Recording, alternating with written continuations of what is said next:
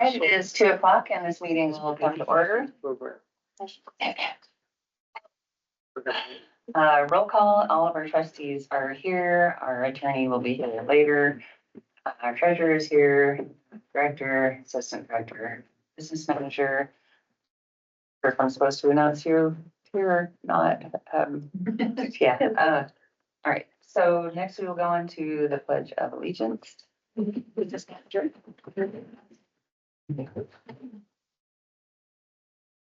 Ready? I pledge allegiance to the flag of the United States of America and to the republic which stands one nation under God, indivisible, with liberty and justice for all.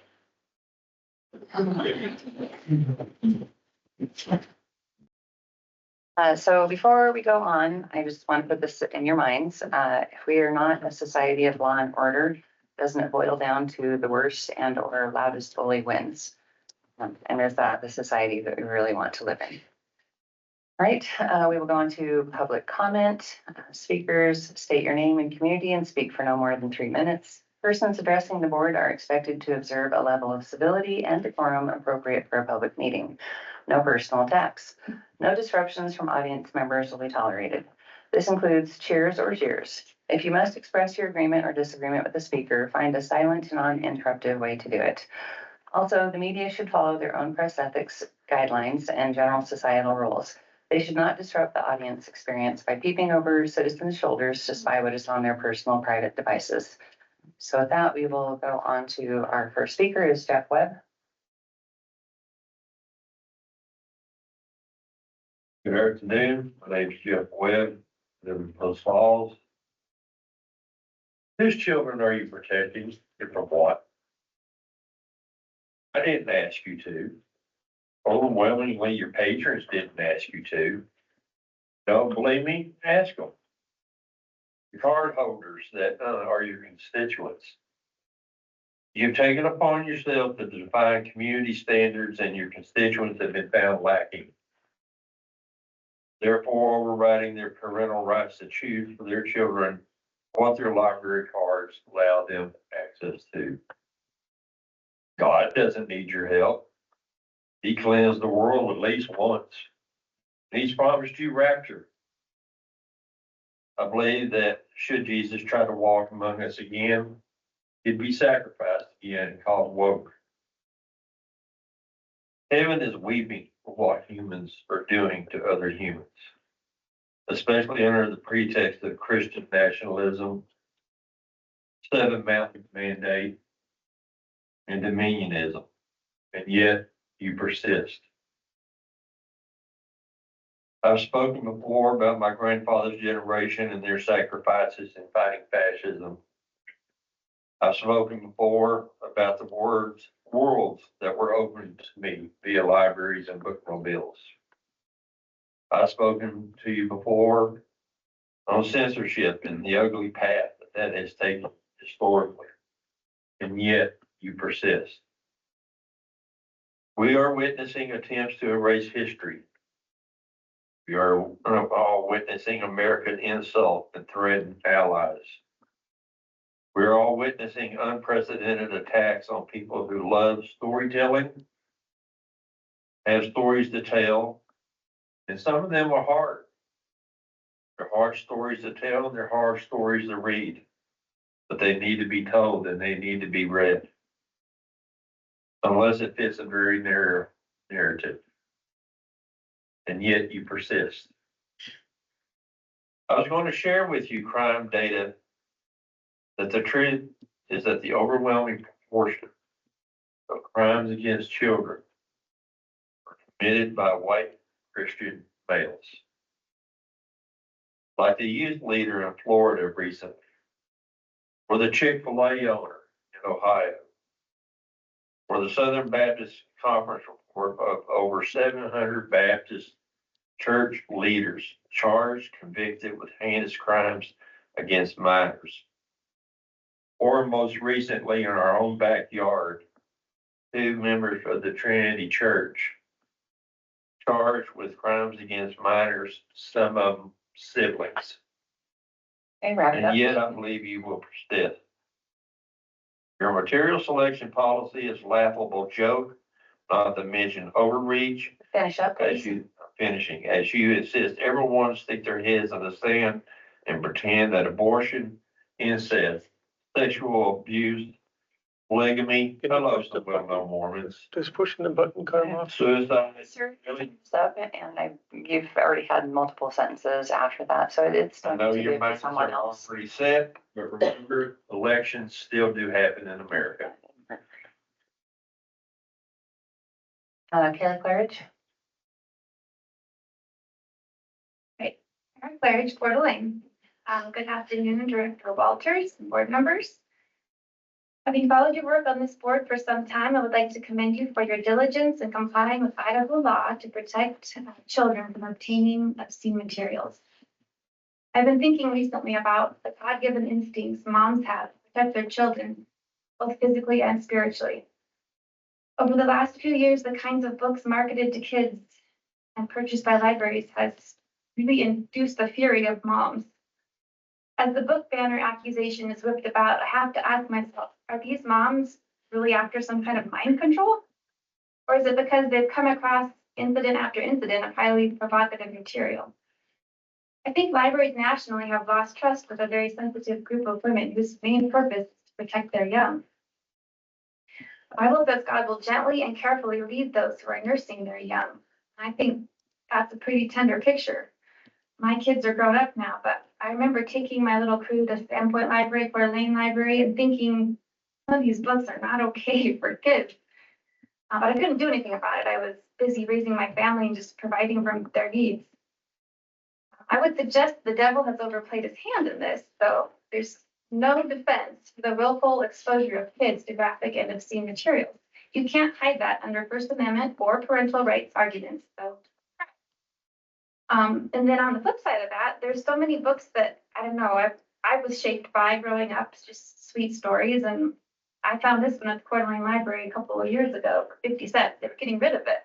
It's Miss Rumphius, and she has 3 goals. She never marries or has kids, but she is going to travel the world. She's going to buy a cottage at the ocean, and she's going to make the world a more beautiful place, which she does by throwing out lupin seeds. And so the lupins grow up all over the town. I mean, just precious stories that are inspiring, and it's not putting any kind of evil or confusion in front of children. You guys know this, so I think that you've been intensely focused in helping Kootenai County libraries find their way back to good governance and good books. As the battle shifts now to the CIN, I would encourage you with a quote from Billy Graham, which says, "When a brave man takes a stand, the spines of others are often stiffened." And you have taken a stand. So as you now face the possibility of being pushed out of the CIN, I think you have a tremendous opportunity. You have set the bar according to state law, so the remaining libraries in Idaho in the consortium can either come up to that level or at least respect it, or they can choose to intentionally restrict their patrons by withholding from them half of the collection and funds. In closing, I would encourage you to stay strong in fearing God, not man, and I think you are. I thank you for your service and your hard work for this community. It means a lot to me. All right, next we have Teresa Burkett.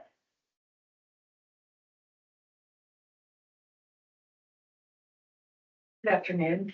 My name is Teresa Burkett, and I'm the president of the Library Alliance of North Idaho. And I'm here to represent all of our supporters. Today, I emphasize the vital role our library plays as a community resource that protects our constitutional rights, particularly our freedom of speech and expression. At the last board meeting, Mr. Hanley, you dismissed public concerns with the remark, "Suck it up." This comment was not only dismissive, but deeply inappropriate. Go ahead, smile. It undermines the very principles of open dialogue that are essential to a thriving democratic community. As trustees, you swore an oath to uphold the Constitution. Go ahead, laugh. I'm having a good time, thank you. That includes respecting the First Amendment, which guarantees the free exchange of ideas, even those you may disagree with. Moving forward, I expect Hold board on, members. no disruptions from the audience. Josiah Mannion, you have been warned to do not disrupt again, or we may trespass you. Moving forward, I expect board members to engage with the public respectfully and constructively, fostering an atmosphere where all voices are valued. Mr. Walters, you referenced the librarian's commitment to neutrality, a principle that lies at the heart of the profession. Libraries are tasked with providing equitable access to information, ensuring that all patrons have the freedom to explore diverse viewpoints regardless of their personal beliefs or backgrounds. True neutrality does not mean avoiding difficult topics. It means ensuring that no ideological or political agenda dictates what ideas are made available. Librarians' dedication to intellectual freedom empowers individuals to think critically and make informed choices. Regarding the 140 book titles currently unavailable for checkout, I am deeply concerned. This situation raises serious questions about potential censorship. Limiting access to these works denies our community the opportunity to engage with a broad spectrum of ideas that foster understanding, challenging assumptions, and promote constructive dialogue. I urge the board to prioritize transparency and ensure that no voices are silenced through administrative decisions. Finally, I strongly urge the board to approve the joint powers agreement with Inland Northwest Libraries. This invaluable consortium benefits not only the community library network, but all member libraries. Disassociating from the INL will be a short-sighted and damaging decision, cutting off our community from vital shared resources, expanded collections, and collaborative services that enhance the quality of our libraries.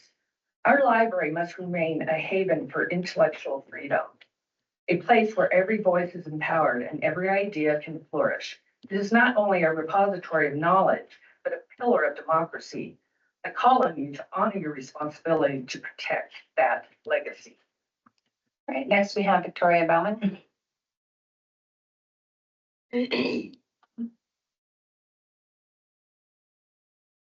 Madam Chair and members of the board, my name is Victoria Bauman, and I am a resident of Cooney County. Gratefully, Idaho passed the Children's School and Library Protection Act, which aligns with the U.S. Supreme Court's upholding of laws that restrict minors' access to illicit, obscene, and harmful content, recognizing the government's compelling interest in safeguarding the physical and psychological well-being of children. As the mother of a young child, I, along with many families in our community, depend on safe libraries for my child. We value that our libraries offer many resources and programs for children which promote early learning, literacy, strong self-esteem, and developing healthy social skills, along with providing opportunities for family engagement and developing community connections. To ensure that libraries are kept safe for our children, it is the responsibility of the Community Library Network to fully implement and comply with Idaho's Children's School and Library Protection Act. Therefore, I am publicly announcing my candidacy for the Community Library Network trustee position that will appear on the May ballot. I am committed to protecting our precious children from gaining access or exposure to illicit materials, which could be detrimental to their healthy development, while preserving libraries' dynamic and supportive resources and programs for our adult community. Thank you for your time this afternoon. All right, next we have Mariana Cochran.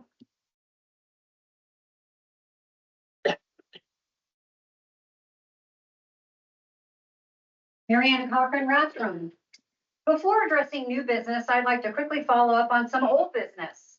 At the January board meeting, I commented on the concerning mental health red flags regarding the Hayden CLN staff at the start of the new year.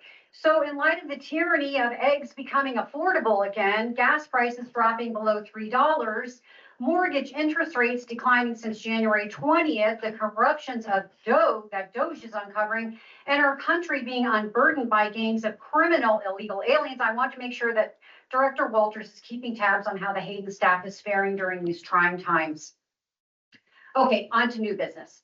It's been almost exactly 2 years since we gathered to celebrate the announcement of new trustee candidates. The May 2023 election for Tom Hanley and Tim Ploss was a celebration indeed. I'm going to use my best Texas drawl and remind y'all that you sure did get her done. Okay, enough of that. This board majority created significant and laudable accomplishments in the last 2 years. This community's majority are wholly supportive of the changes made because you are delivering on your promises made to the electorate. And today we learned of a new trustee candidate, Victoria Baumann, who brings a new mix of competencies to round out this board. Victoria's background as a professional communications director for a nonprofit, her financial savvy as a successful business owner, the discipline that is required as a Pilates instructor, her likely fabulous abs notwithstanding, her ongoing commitment as a community volunteer, her devotion to her family, and her deep appreciation for libraries make her very qualified for this trusteeship. She represents the majority of our community who are dedicated to raising healthy children in this highly toxic and challenging world, while also juggling the demands of working and being a care provider to multiple generations. As the mother of a young child, Victoria is wrestling real time with the same battles as so many local parents, so she will be their champion. She is stepping up to offer her time and talents in making libraries safe for kids while enhancing CLN's value to the community. Victoria Baumann will be an excellent addition to this board to continue with the many advances while providing a youthful and fresh perspective. Visit voteforvictoria.com for more information and then vote for Victoria on May 20th. Thank you. All right, next we have Anita Dubczyk. Anita Dubczyk, Rathdrum. Good afternoon, trustees. It is really hard to take a stand for what is right and what is true. And I believe that's what you guys have done, and I thank you for that. You have taken arrows for the people that have put you in office, and we all appreciate that. Director Walters, I wanted to thank you for the interview that you did with Kootenai Journal. You made me understand more what the purpose of the library cards are. The policies that have been passed by this board, what the purpose of them are, the purpose of collections, and just how the whole library system works. And I thank you for that. All right, next we have Suzanne Kearney.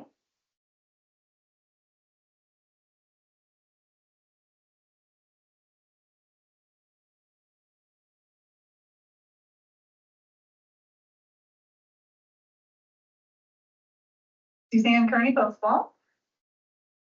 This is Megan. She became addicted to explicit content in books after recommendations from teachers, librarians, and peers starting in middle school.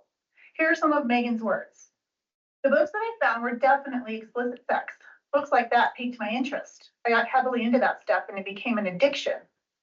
After I found out what they do, I felt like I needed that connection with someone, so I went online and chatted with pretty much pedophiles.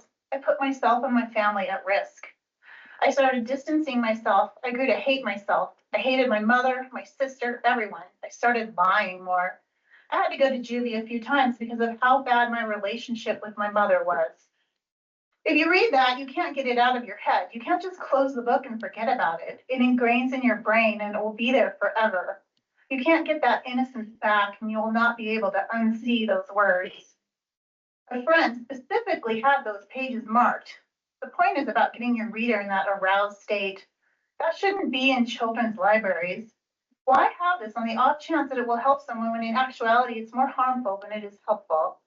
I wish I could go back and just let myself be innocent. This is Megan's mom. Here are some of her words. I could never keep up. She's going through 1,000 pages a day. I rely on those librarians. The librarian is my godsend or the demon. You take that tender soul and give them materials that will literally wreck them. I've seen it destroy our friends, affect our family's life. We fought for years trying to get her to be honest. I went through sexual abuse. That same family member gave me pornography that depicted the same sexual act that that person was doing toward me. You know what that did? It made it normal. I've been through counseling. None of the counselors I've seen have ever recommended that we go read a book about how rape was already done. Thank you, CLN, for protecting our kids. Thank you, Director Walters, for following the law and committing to restore our libraries to treasure troves. To those who fight against this, remember that conflict resolution requires compromise. We've compromised by allowing the books to remain. They can compromise by being willing to check out books on your child's behalf. Let Megan's story be a warning to us all. Right, next we have Michelle Lippert.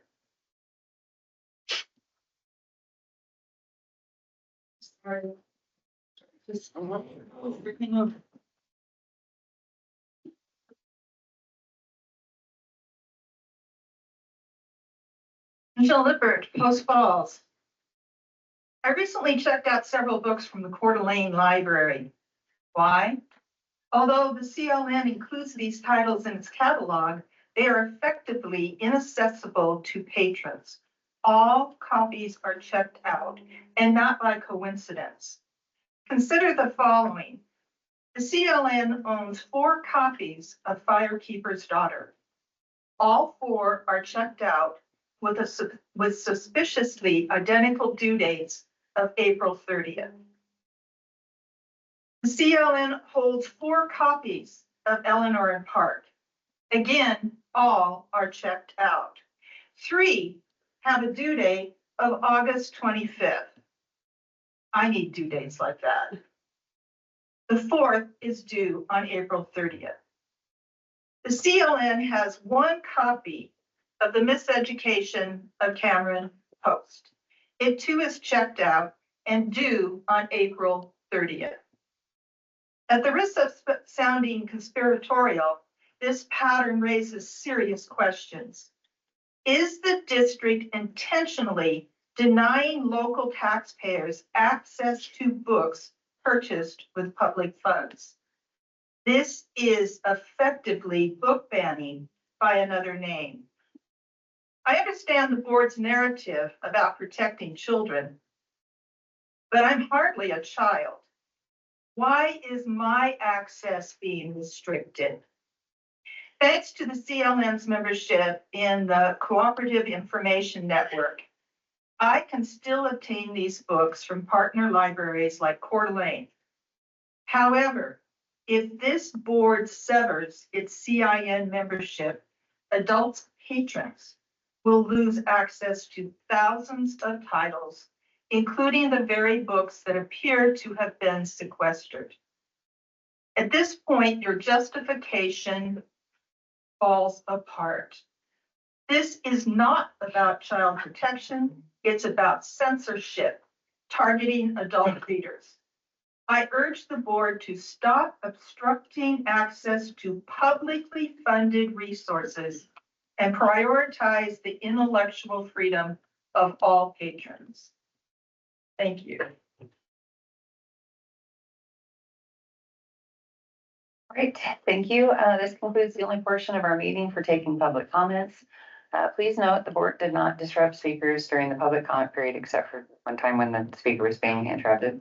If for what, by the audience, anyway, if for whatever reason you have something to say outside of the now expired public comment time, do not disrupt our work. You are invited to use the Community Library Network website board contact form to email us or sign up to speak at a future CLN meeting.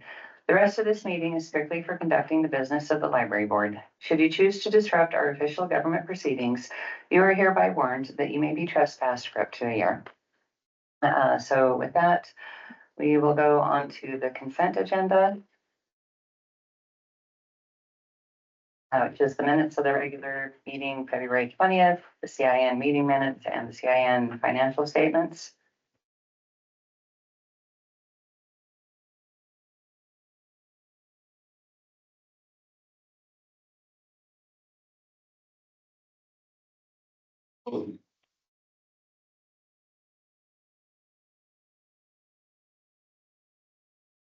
Trustee Hammond?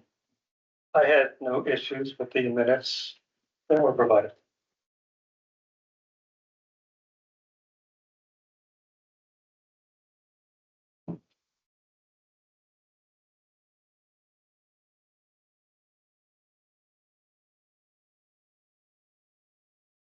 There was a typo on the Community Library Network Thursday, February 20th minutes on page 4. So under that first paragraph, there's the second sentence. It says, "Plus move to approved this policy as amended." You just take off the D. That would be better.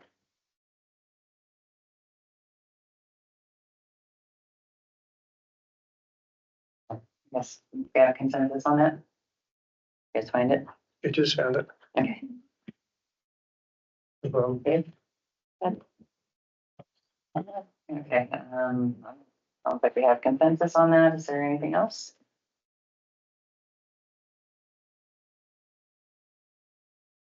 And it's also. The minutes, the CIN minute, or so the CLN minutes from last month, the CIN minutes from January, and the CIN financial statements from January. Trustee Henley? Yeah, I don't remember exactly how the timing came out for the financial statements for the CIN. Meaning I know they have a meeting and then until they come back and approve or go through their consent of the prior months. So we're delayed in getting their minutes each month. But I'm not sure I understand why unless it's been regular, I don't know. Why are there financial statements for the period ending January 31st as opposed to the end of February?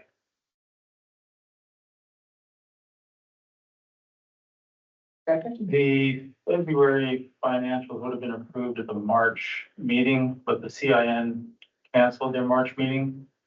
So that we would meet in April, that relates to what we'll talk about later. So there wasn't a March meeting for the CIN by which to approve those minutes, those financials. Anyone else? Trustee Ambersett? Oh, sorry. Oh, I was just gonna say there was a March meeting for the CIN, but as the director said, they didn't go over financial statements. They had a meeting on March 4th. Oh, yeah, the special meeting, which didn't Right. have the finance. Right, Trustee Ambersett? Did we leave the draft consensus? We finished with that? Kind of. If you have questions on any of the It three, actually has to do, and I'm ignorant of this, how we set these meeting dates and whether they can be changed by a day or so.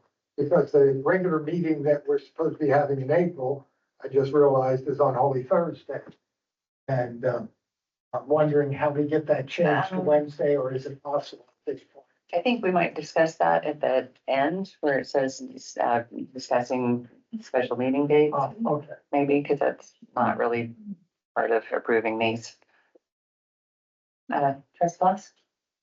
On the CIN income ending January 31st. Maybe it's been explained to me, but on the last page on the bottom for expenses, the annual budget for Aspen, the third line down of expenses, and Bywater COA maintenance. It's like 24,000 and almost 30,000. What are those? I don't know if I ever understood why is CIN doing this? It has ebooks and ebook membership, but why is water COA maintenance and EBSCO open Athens, or I mean Aspen and Bywater? I might not be able to answer as well as the assistant director. I mean, very simply, COHA is the name of the ILS. If I understand correctly, Bywater is the company that manages it. Aspen is a new platform, which is still a part of Bywater. It's just, I guess, it's a different interface. So if you go onto the website right now and you click the catalog, you see an interface, and up on the top bar, you can click the classic catalog. So the classic catalog is not Aspen. That takes you back to COHA, I guess, is that right? But Aspen is a new interface that we're changing over to, but still with Bywater. But I will defer to the assistant director, who might correct me if I'm wrong about some of those people. I would just add that these are annual, like, maintenance fees for these software line items. And they are the foundation for allowing people to search our catalog and find what they need and search our database. Trustee Foss?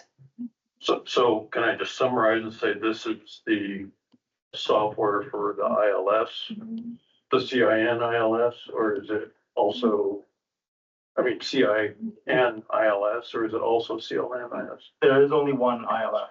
It was established in '84 with the consortium agreement at that time. So there is only one ILS for CIN and all members. Okay, there are no further corrections. Not in the direction. The consent agenda is accepted by unanimous consent. We're moving on to number 6, Community Library Network, February 2025 financial statements.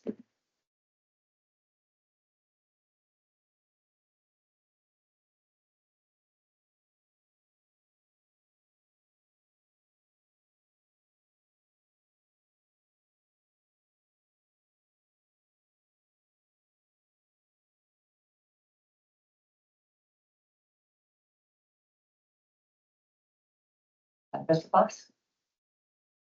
So under income, number 5, sales tax and ag equipment.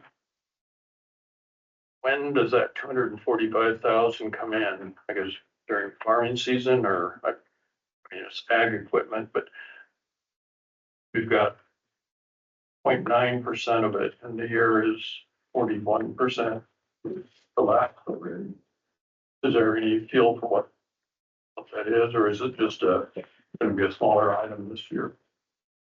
Business manager? I have not had it come in yet this year and have not completed a full cycle, but I don't have a full answer on that. I can get back to you. Anyone else? Okay, I had a comment on line 38. So this is grants from Post Fall, so it's not technically tax money. But the hygiene hamper supplies for Post Falls Library. A good thing, but it doesn't really seem like the proper role of government to compete with private organizations, private charities, and churches. I just wanted to throw that out there.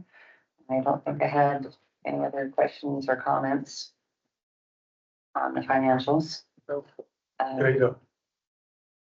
Trustee Robinson? I was just wondering exactly what you meant by what you just said. Because I'm not following, because that's a money given to the library or that, or goods given. And I just would like you to clarify, because I didn't understand exactly what you meant. Yeah, well, just in general, I mean, it's a good thing, and so I think it's not taxpayer funds, but it still takes taxpayer funded employees to set up or deal with. Okay. It just doesn't seem like the proper role of government to me, although, definitely it's a good thing. I don't mind the community doing it at all. Mr. Boss?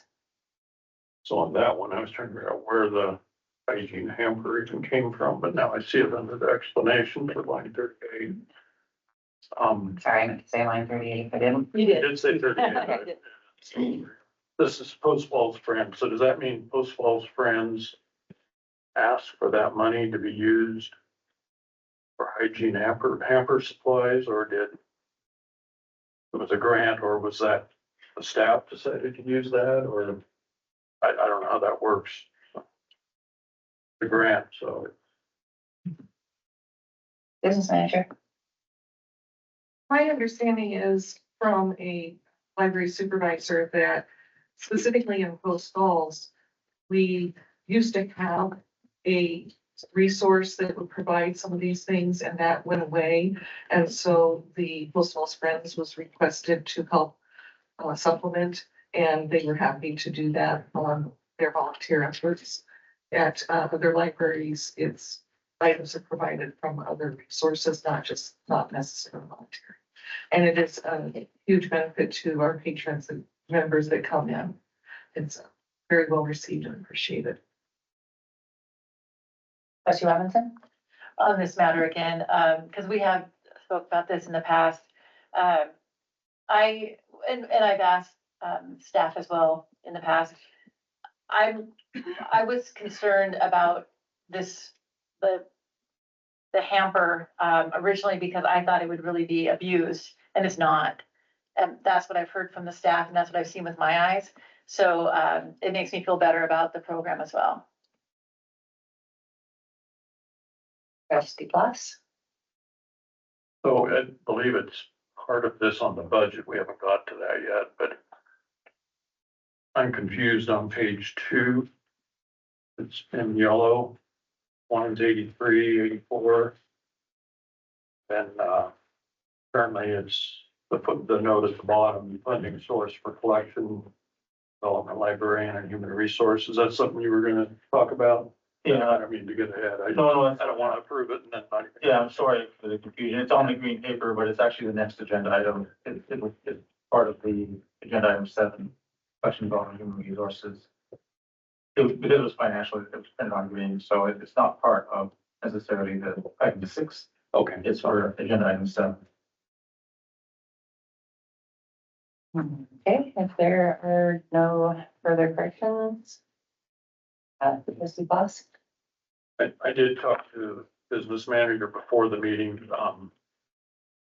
We don't have an estimate of the carry forward amount, and I think it's totally unnecessary this time of year because, so I agree with her. It's confusing because the amount of property taxes coming in at the beginning half of the year is different than the later half. But it appears to me that with the assets and the liabilities that we're well funded through the next property tax payment in July. I just wanted to make a comment. I'm pleased with that. Okay, if there are no further corrections or comments, and without objection, the Community Library Network February 2025 financial statements are accepted by unanimous consent. And we are moving on to the fiscal year funding for collection development and human resources positions.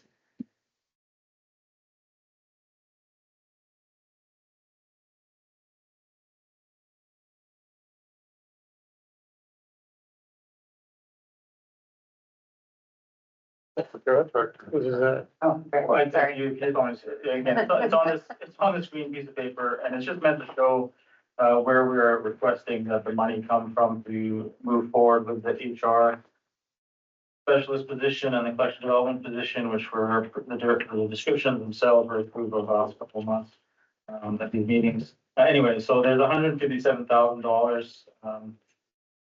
Just explain there that at the time of, I guess, the approval of the budget, it was set for capital expenditure from current revenue, annual transfer to CARF. But it never got transferred to CARF, mostly because of the transition with the one business manager. It was before I came here, but it was during that time with the transition from one to the next. And so that's why it's sitting still on the budget line is $157,000. So we are requesting to use those funds. And based on last meeting, when after the facilities report, we sort of outlined our CARF, so what's in CARF right now. And we showed the projected hope, the potential contributions over the next 20 years and how it was relatively healthy. This 157 was not part of that, so it doesn't really need to go into there based on the assessment at this point in time. So that's basically the request is to ask to be able to use 157,000. Business manager can probably speak more to the breakdown. I don't even think all of that's necessary for the 2 positions. Some of the calculations, but as every day goes by, how much they will be paid between now and the next fiscal year gets less and less by the time we hire them. So some of those numbers aren't exact, but I will yield to the business manager if she wants to explain anything more about the details. Business manager? So I calculated the salary based on their titles and what we pay other employees that are in similar roles. Also based it on benefits, taxes, all of those things. And my calculations came out to we would be approximately using 118,000 out of the 157,000 for the salaries to get them through this fiscal year. And then that remainder would help us with any other costs for marketing, finding the right person, possibly bringing collections development librarian in from another area for the interview. So there's money in that 157,000 to take care of these new employees to help us be more efficient. So Trustee Hanley? I was just gonna say, it sounds like a relatively generous amount. Because getting someone actually hired a lot of times, and not a lot, but several weeks, I'm sure will go by. and the fiscal year is not that far, the end of the fiscal year, but what happens if we transfer it over and we don't use all of it? Do we put the rest of that back in the corp? Whatever is not actually expended toward hiring and salary? We certainly can. I guess that this decision now is basically to approve the new use of it based on this document. And so at the point in time when we do what was the remainder, that would be approved and either it's been part carried over, that's what happened by the end of the year. Thank you. Response? So I guess I'm trying to see why we decided to pick on CARF. This is salaries, we want to take it out of. Salaries is a budget item, so is it that we have to take it from a line item in the budget and move it to salaries? Or why can't we just, we have extra in on the savings?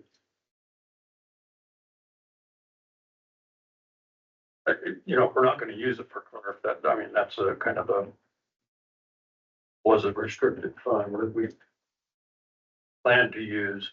But seems like it can come from someplace else, or we already have it extra in salaries. We're at 38% instead of 41. So why are we going to CARF for it? Patrick? Well, I guess the expectation is that the salaries line will zero out at the end of the year. So if and this wasn't accounted for, so if obviously for financial practice, it will get coded through that way. So if which means it would just go over budget. But we're trying to be transparent up front. I think that's where, in our minds, that's where the money would be coming from. Whether the approval requires this to be transferred up out of lines 83 and 84 up to the salary lines, that's certainly a possibility. But had we not obviously brought this forward, we would have run it through salary lines and would have been over by that amount. Unless, of course, we happen to be under for part-time or whatever other, reasons that a salary line can sometimes be less than or fall short of maybe generally then. So yeah, I hope that makes sense. Trustee Robinson? So this money never actually went into CARF though. So we're not taking it from CARF. So, but my question was going to be, when it comes to like our yearly audit, oops, we forgot to move this because of employees changing positions. Is that going to be an issue that was supposed to go into CARF and it didn't? Business manager? I checked into that, and no, it's not a problem because we did not move the money into the CARF bank account. If we had already moved the money into the bank CARF account, we would not be allowed to pull it out to redirect it somewhere else. But because it was not moved, the board already published the approved budget. The public already knows this money is planning on being spent, and it is in the board's prerogative to go ahead and put the money toward personnel instead of sitting in a bank account for a future building issue when we already have a plan. Trustee Hanley? I was gonna say, I think it allows the new director to build his staff as he wishes, instead of having to wait until October to get the funding built into that budget. It gives them the ability to hire those two positions if they find qualified candidates they like. Trustee Boss? So I thought when we did the FY25 budget, which I guess is over here on the right-hand side, we actually said in that budget that we published to the public that this was going to CARF. So just because it didn't, doesn't mean it shouldn't, but it didn't. Was that not in what we published, that it was going to CARF? Business manager? Oh, What you see here, the board approved August 22nd, 24 is what went to the public. And yes, it does show that that was the intention, but the board does not have to be constricted by that because the public does know that that money is going to be spent. So if partway through the year, it's determined that there is another need, you have the prerogative to make that decision. And there was no motion to do that. No motion to do, officially transfer the money to CAR. We have to have that in the minutes. I can move. Sure. Trustee Hammond. Final item again here. Here. I move to transfer the money from line item, what was the line item, please? 83 to, which line do we need to? And 84. And 84 over to the salaries line item, whatever that is. 27. 27. Thank you.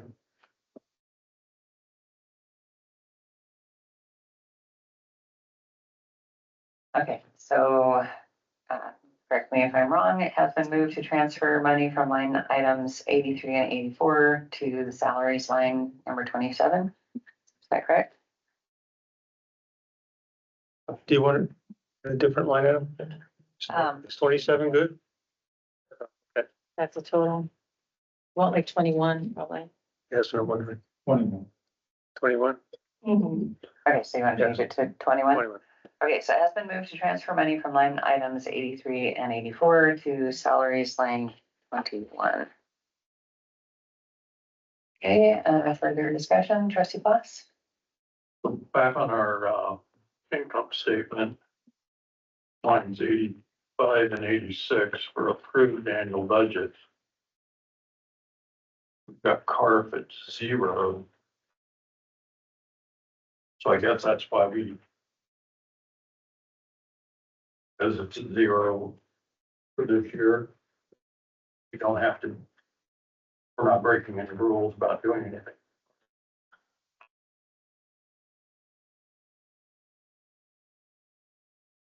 I'm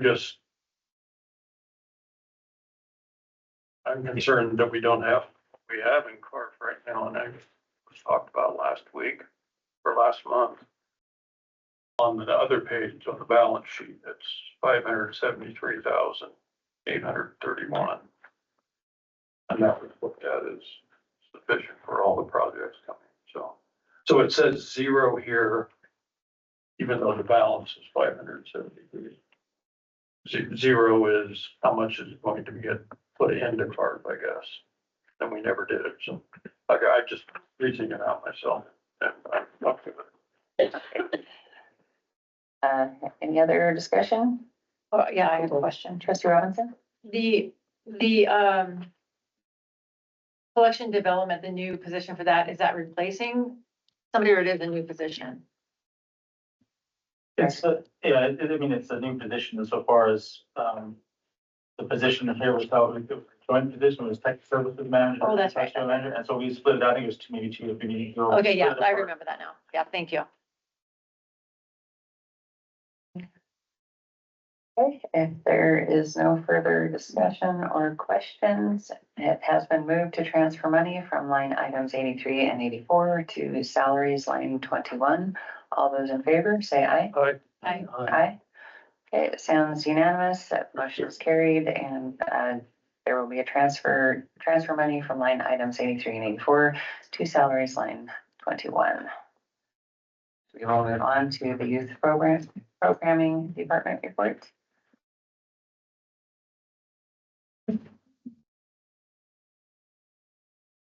Sorry, Karen, you're there. Bethany, yep. Yeah. So hello, I'm Karen Yother. I am the Youth Program Manager for the Community Library Network, and I'm happy to be here today to talk to you about the Youth Services Department. So my department oversees programs and services for children birth to 18 and their parent or caregiver. And everything that we do is about creating, building, and nurturing relationships. And we're a place to gather, learn, explore, and engage with books and people. Youth Services was comprised of 14 creative, highly trained and dedicated staff, provided exceptional programs and services to children, teens, and their caregivers. Through staffing reductions, we now have 8 staff providing direct programming to the community. We have robust training for our Youth Services staff. New staff receive 40 hours of training in their first 2 months, which includes one-on-one visits with each YS team member at their respective libraries. And all YS staff participate in library staff meetings quarterly staff trainings, virtual and in-person workshops. Virtual trainings may include something from NASA, StarNet, the Idaho Commission for Libraries, children's musicians and authors, the Eric Carr Museum, or from librarians around the country. The work we do is driven by our mission, vision, and strategic plan. Library programs are designed using research-based best practices, following child development and literacy standards. A toddler or preschool program that incorporates shapes and blocks is the first step in learning to read. Shapes become letters, letters become sounds, sounds become words, and words become sentences. Reading. An after-school STEAM program where kids are tasked with creating a Lego design and demolishing it uses problem solving, critical thinking, creativity, curiosity, logical math, and engineering design skills. And each program also includes books related to that theme: construction, architecture, demolition, and kinetic energy. A teen painting program provides a space for visual perception, which is where the brain makes sense of what the eye is see, spatial attention, which is the ability to visualize shapes in the mind's eye, and creativity, as well as self-expression and social connections. Spatial attention is an important skill for future work in math, technology, science, engineering, and visual arts, all skills needed for a strong future workforce. This year was unique with the Apple and Post Falls libraries closed, as it directly impacted the number of programs we were able to offer and our attendance. We did serve 51,277 children, teens, and caregivers at our programs last year. Had Apple and Post Falls been open, we had anticipated serving at least 61,000 children and teens at those programs. A few years ago, I was invited to the Pentagon for a meeting to discuss summer reading and how to better serve military families. At one point during the meeting, I was asked why programming and summer reading mattered if libraries were really just about books. I explained that libraries are way more than books. We're about relationships. When you have a relationship with someone or someplace, you're more likely to engage with that person or space. When we have a member, they're more likely to share with us when their child was recently diagnosed with diabetes. The family pet may have died over the weekend. Their child is scared of the dark, or maybe they're moving away. Each of these interactions are an opportunity for us to share books and community resources. Because of that relationship with our extraordinary youth services team, they come to programs and utilize our libraries. In the summer of 2017, Michael, shown here in his red sweater, drowned while attempting to save his brother while swimming. His older brother later died as well. In November of that year, his sister came to the library to thank us for being kind to her brother. He loved coming to the library and enjoying our programs, and he especially loved reading Hank the Cowdog. She wanted us to know how grateful she was that we welcomed her brother into the library. We're always kind to him, even when he was being a bit precocious. I share this story frequently as a reminder to the value and importance of libraries and the youth services team. We continually cultivate relationships with children, teens, parents, and community partners. Every program that we offer, opportunity for learning and growth for every child, teen, and parent that attends.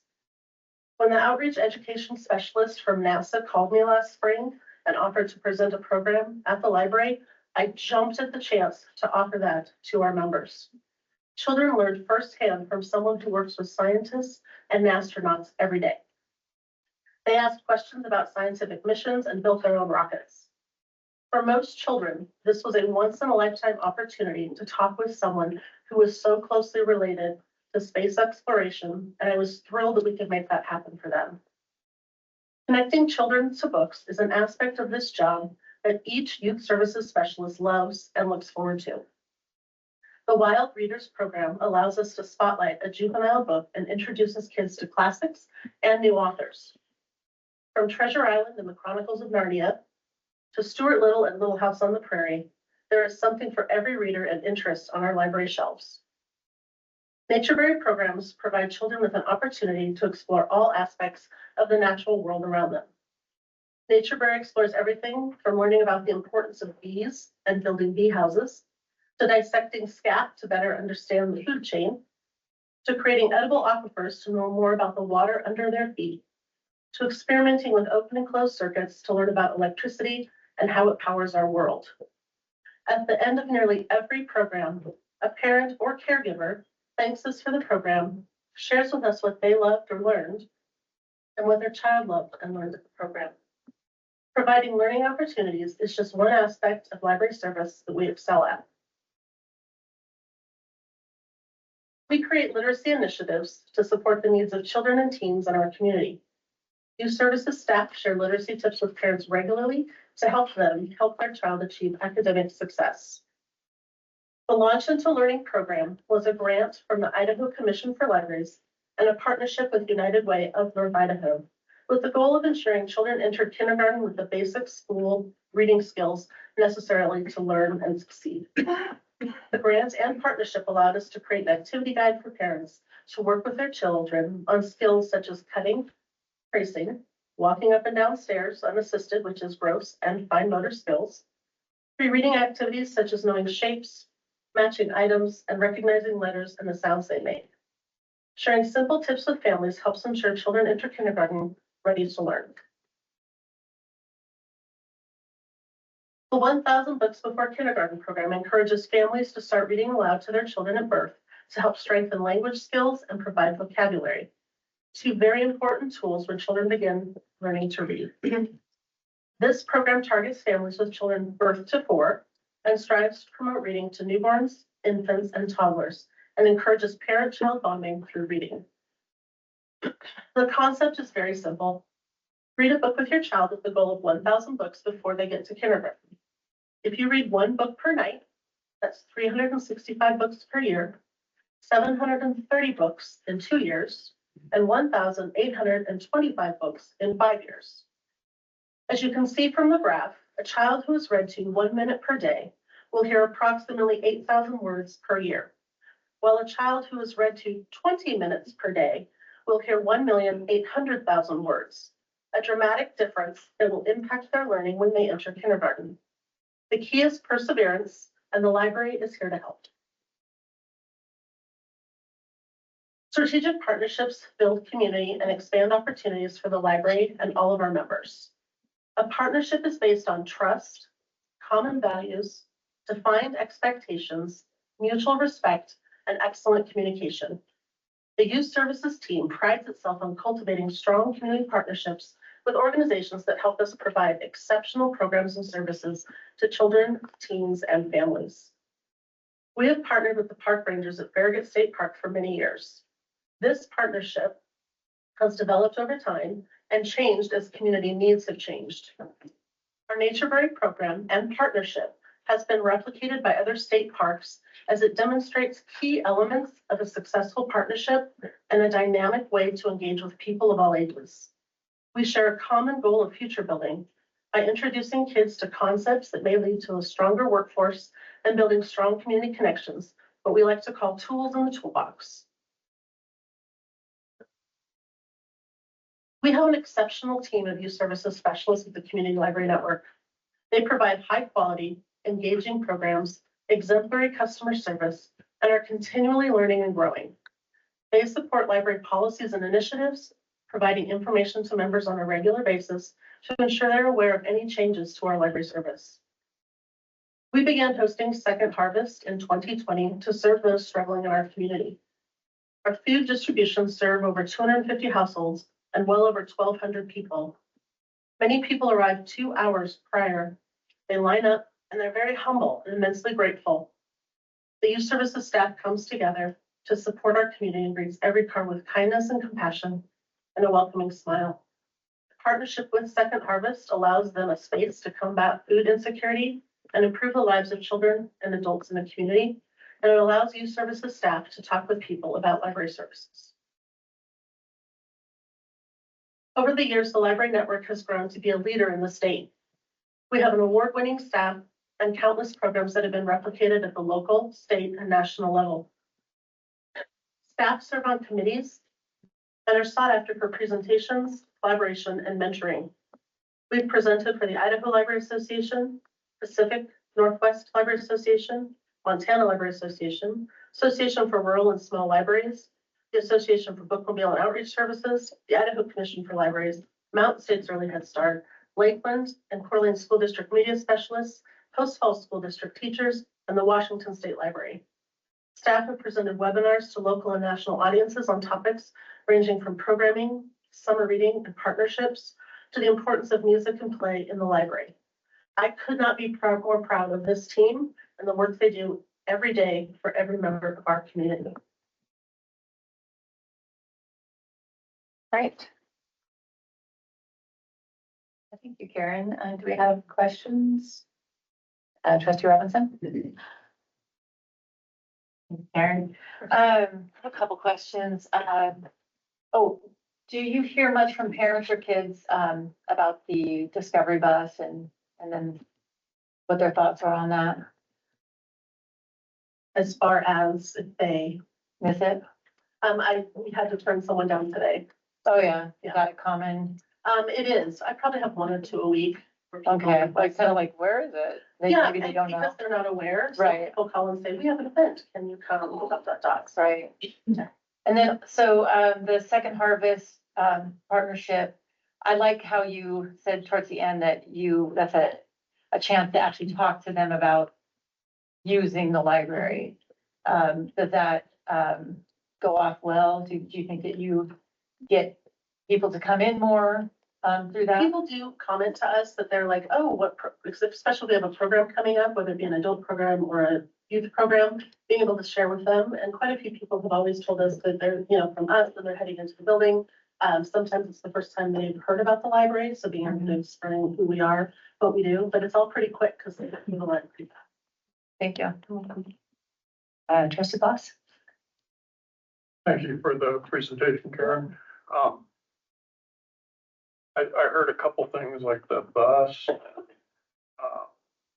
some of the park things. I thought that the budget had been reduced and we weren't doing as many of those. Is it just that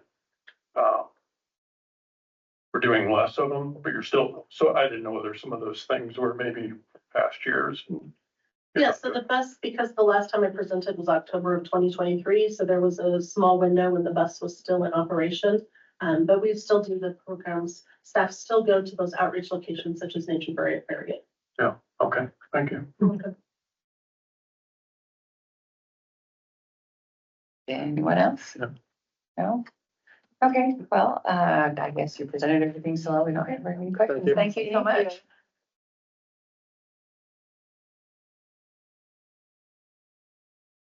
All right, so now we will go on to the director's report.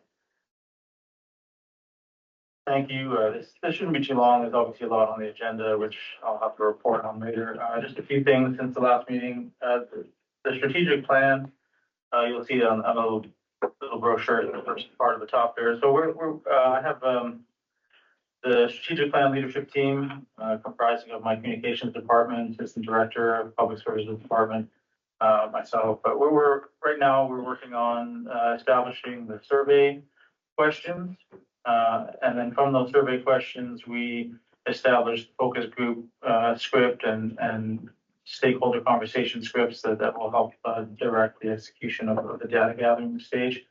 And some of this isn't new, obviously I've mentioned this before, but so we're in the, right now we have sort of a base survey draft, but we're still gathering questions from within the organization, especially the frontline staff and the public services department to make sure that we cover all the necessary questions that get the answers that we're looking for from the public through this very important process. So that's where we're at. The only real, I guess, update would be that I might have mentioned, I probably did, the original launch was hoping to be in March or end of March, but given the situation with CIN,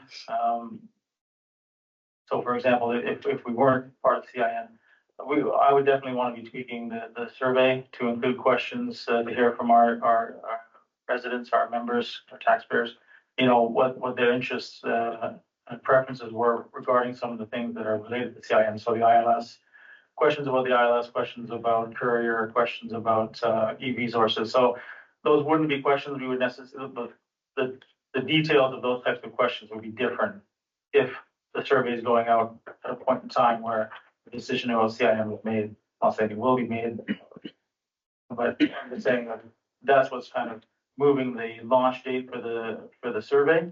So we're looking at mid-April to late April now. The survey would go to basically till the fall, September.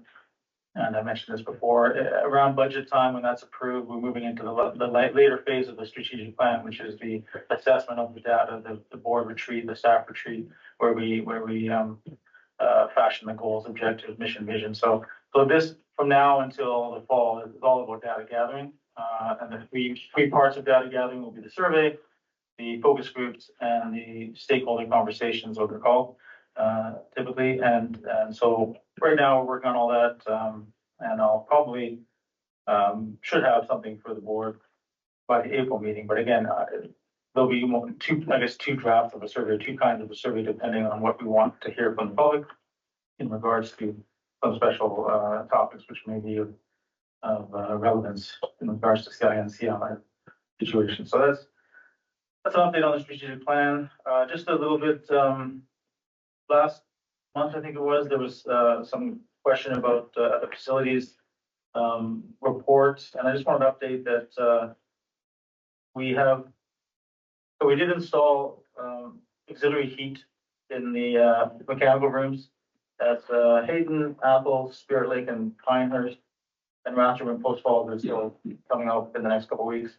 So these units are in there, and they, among other things, they will monitor, and then if it comes on to 40 degrees Fahrenheit, it'll kick in so that it doesn't drop below that. And there's different preventative measures on the units, and it's all very smart. So my facilities manager has access to it remotely to give them all the data about what's happening with those new units. So that was just in reference to some of the questions at the last meeting about, what provisions have we put in place. So, and we're still working on other aspects about the ceiling vents and areas that might be susceptible based on our experience with the last situation. But as far as the question about those the mechanical room heating situation, we have installed those. I think the name is E-Heat wall-mounted heaters. I have all the specs if people are interested in that. But anyway, just updating you on that. Of course, CIN. I won't say much about it now, but obviously, the CIN starts a meeting on March 4th.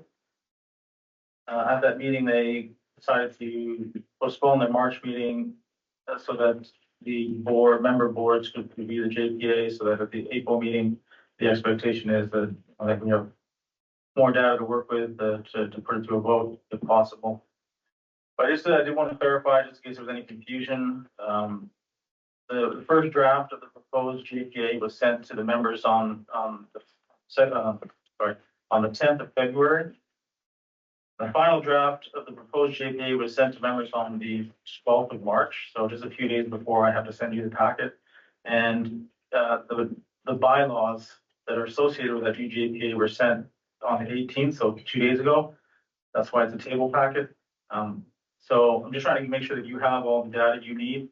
But just in case there was some confusion as to if you haven't had it yet, really the timeline is February, March, and then just as late as 2 days ago, recently 2 days ago when I got the bylaws. So obviously there's a lot to discuss about it, but I just wanted to clear that up just in case there was some confusion as to, why you're only seeing it now. But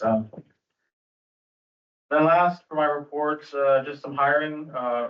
Since the last meeting, we hired an administrative assistant for the financial office.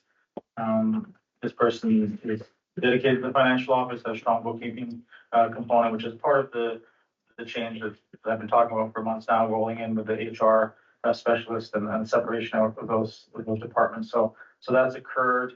And also there were 4 part-time circulation desk staff hirings. These are to fill vacancies, some from movement within the organization and some from departures. So there were 3 at Hayden and 1 at Spirit Lake. So it was good. It was a good process for hiring, and we had a strong pool. And I think we got some really good candidates, and I think they've already started. They started in their positions, and also the part-time circulation desk positions at those branches. And that is it for my report. Questions? Oh, sure. Trustee Henley? Oh, I was just gonna say that's the shortest report we've ever gotten from the director. I'm working on Trustee Ambrossetti? But what isn't the shortest is the media packet. 58 pages, front and back, full color. I called Elon and he said, dump it, doge it. This is actually really completely redundant. There's no reason we can't use search engines on our own. We can put in very simple searches in our own homes. We can save taxpayers a lot of money on the time that is expended by your staff in finding all these things, the time expended in printing it off, collating it, the expense of the extra expense of the size of these things, they've grown incredibly. Now, I know that one in there with all the books makes it particularly lengthy, but still, we can't do this on our own. I think all the trustees know how to use search engines. So I'd like to know how, first of all, do we even have to do this, Director? Is there something that says you have to provide this? No, I don't believe there's any obligation on our part to do that. Well, Yeah, the assistant director. Assistant Director? We have kept, records of media articles for quite a number of years. And its purpose is to go back, like, let's say in 10 years from now, we have a new director, everyone's new. We can go back and see what our board packets had, and it's a history that we can quickly look at, already printed out. So it's not necessarily for the board right now, it's for historical purposes and documentation of what happened at the library. Okay, actually, I kind of like them. I'd like to know what the public and the media are saying. It just, gives me one more source to think about, but I'm not totally stuck on it, so I would go with whatever the board wanted to do.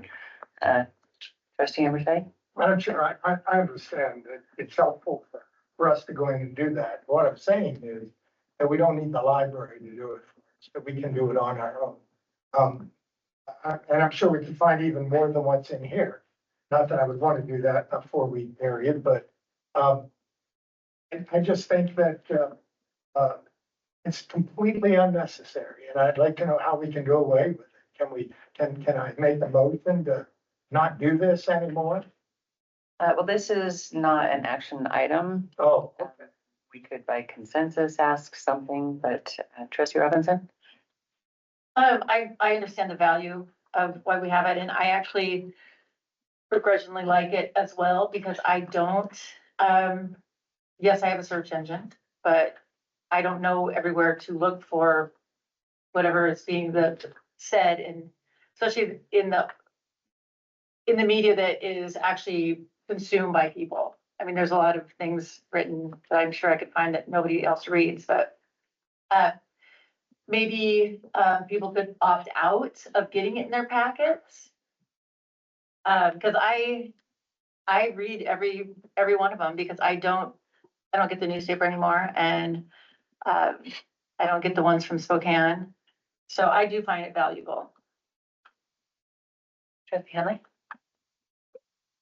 I tend to like it. I don't normally find too many articles that I didn't already catch on my own, but I did catch one or two this time in the media packet that I was not aware of during the month. I'm relatively flexible on the issue, but I found it interesting and likable, but it is rather bulky. Trustee Bloss? I had two things. I don't mind the media packet. It seems like it's expanded. If we're getting other things than what we were getting, it was pretty much for my press and we're getting just the TV articles and things, but maybe I just wasn't paying attention. So, if it could be reduced some, I would be in favor of that, but I did have a question. I don't know whether you discussed it, this packet of all the books. Are these the new books that we asked to be reported, new books that have been bought? And I don't pay too much attention to the press. So I don't know what that list is. If it maybe it's the list of items that everyone is concerned about here, I don't know what that is, so I don't know. Seems to be a list of. I believe it was a list of the books that were taken off for review, Is that part? 147 or whatever. Yeah, I think it's 140. Oh, so that got put in the media package? I'm guessing that was part of. I thought this was something different from the director's report, so.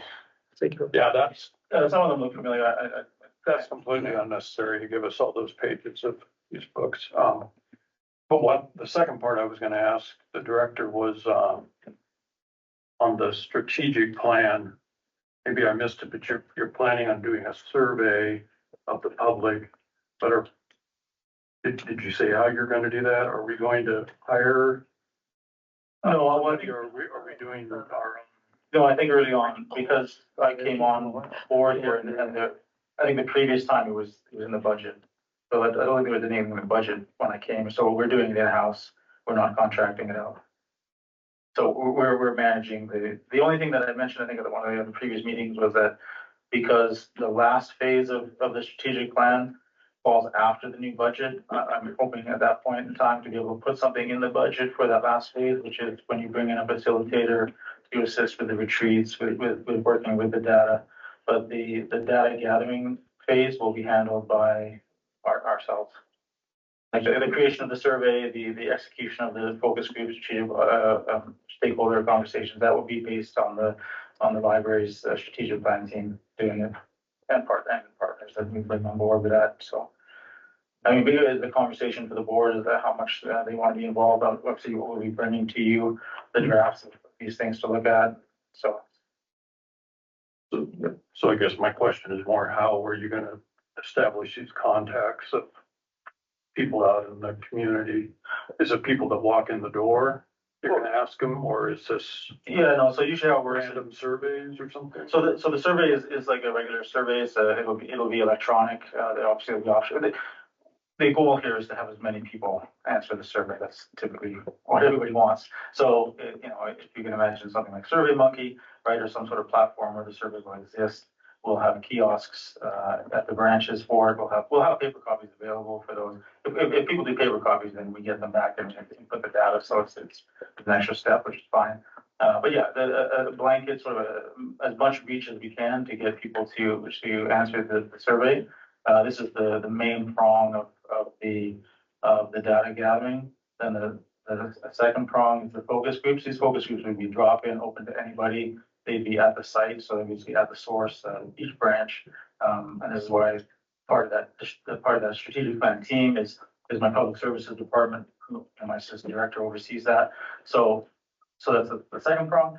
And then the third prong is usually called stakeholder conversations or one-on-one conversations. And this is where we would be establishing stakeholders in the community. So for example, it could be education people, could be senior citizen home, could be mayor, police department, specific stakeholders in the community that we're trying to target, for lack of a better term, right? To reach out to them and have a one-on-one conversation. The important thing is that because there's certainly science, it's important that like all three different data gathering mechanisms have a harmony to them. So that the questions being asked in the survey have to be, sifted down to what focus group is asking to what's being asked in the stakeholders, so that we have something comparable. So that's what we're working on right now. And again, when we have all that drafted, and the one thing I guess holding us up is that for me, it's really important this is a very significant thing that a library obviously does. To get the feedback from the public. So it's important that we ask the right questions and we ask them in the right ways. And because of the CIN-CLN situation, there will be some very important questions to ask, right? If we're not part of the consortium. And so I just have to kind of go down both streams until I know what the answer is and then pivot from there. So. Okay, so I was gonna ask how much time it takes to research the media packets and print them and send them out, but since they're already researched on behalf of the library anyway, I would think that there wouldn't be a significant savings if we just decided not to print them and mail them out. Yeah, I mean, I think to the assistant director's point, I mean, this is something a library would do anyway. Like we would want to keep track of how we were spoken of or, you know, what the public opinion is, or like, we would keep that for ourselves, whether it ended up being in a board packet or whether it resided on the website in the same place or not, that's another issue. So I guess the question here is simply, does the board want it given to them? The parameters of it, whether it has a broad sweep to the searching or not, I mean, that's something we can decide internally. Obviously, this is the 2025, so why are we printing some stuff out versus just keeping it digital? That's a good question. So we're open to anything at all, but I guess just no matter what the board decides, we would still maintain something like this for our own benefit because it's what we do. But yeah, it's up to the board whether or not they want it in that fashion or in a different fashion. And I'm open to whatever. Okay, didn't sound like there was consensus on stopping it altogether. Who was next? Who spoke in the least? Was it Tony, Ambersetti? Well, in the spirit of compromise, how about if we have the director or his designated staff member put together an email that comes out to us once a month with all of them. These are all linked. These can all be linked online. They don't have to be printed off. Every one of these came from an online source. That way, it comes to us a week before the meeting. We can read it on our computers if we want, link in on our phones, link in with the links. We have one page if we want to print it off, or we can just go in and it'd be like one of these amalgamation websites that you go in and just click on the link to each individual article. That would save us no paper. It would allow us to get away from maybe some expense of the packets and maybe take some of the steps out of the process as well. So I'm all for what the director suggested, maybe go to a digital option. Trustee Hanley? I was gonna say, I was happy to see some news sources that were not traditionally put in there. For example, the Kootenai Journal was one of them, and I forget what there were at least two. So I think that was a good thing. One of the downsides of the digital is with the Coeur d'Alene Press, for example, you can only go into their site so many times and you get locked out. So unless you know how to override and go around that, it's not necessary. And then some articles are there today and gone tomorrow. I don't think every article's not necessarily that particular publication. They don't stick around indefinitely. And then going back to the strategic plan, when it comes to the survey, I think obviously the questions are critical, whatever's in the content, but whatever way it gets distributed, I think is even more important. They get feedback from the community that's truly representative of the community. And I can't say I have an answer how to do that, but it's one thing to survey the people walking out the door. It's another one to put something electronically. So I don't know how it is done properly, but I think that that's a fabulously critical, vital link in terms of getting really good representative input from the community. That's all. Mr. Box? So on the media part, I've got ad blocking, so a lot of times I can't see the big part of what the link shows. So I kind of appreciate seeing the whole article. But on the strategic plan, 2 years ago, I ran with one of my 3 points was to bring back classic book collections and to help homeschoolers with the program. So I would really like to make sure that kind of question is put into the survey. Do you want this, or however you're going to do that? So I don't know whether we get a chance to make comments about what the survey is, but I'd like to be able to make sure my platform points are, that I ran on are in the survey. Definitely, board participation in the construction of the data gathering phase is par for the course for library practice. So yeah, definitely we'll be bringing in the board at some point, whether it's a committee of the board, or board in full, and there's a meeting, special meeting dedicated to that. There will come a point. There's nothing for me to present to you as a raw thing to work with yet, but yeah, very, very soon. Okay.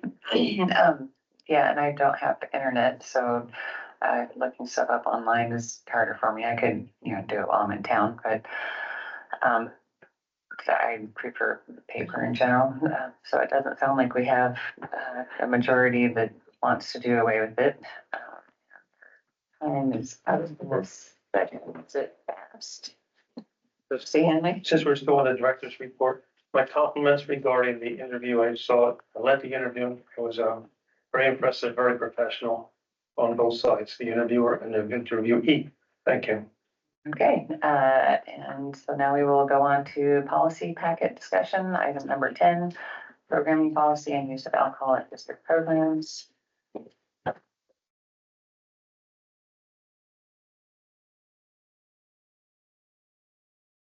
Becky, Henley? I've looked over the policy and I have no issues with it. The changes that were made and the stuff that was not changed as well.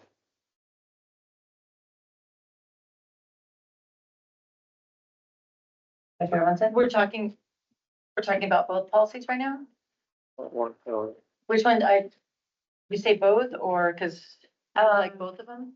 yeah, actually probably would be good to go through them one at a time. So programming policy, sounds like Trustee Hanley doesn't have anything to change. I don't have anything. Nothing for Trustee Ambersetti. Did you say no? Yeah, correct. Okay, all right, so four of us don't have any questions or comments on the programming policy. Trustee Boss? Anything? The only thing I wondered on the programming was,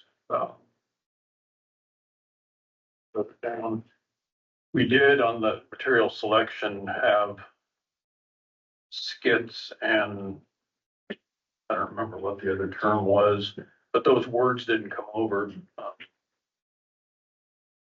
And I think this still covers it, but there's a reason to add more words like that. Yeah, I mean, obviously there we're talking about the material section policy, but basically in that policy, there was reference to performance, which doesn't make sense in that policy because it's not about that, it's about material.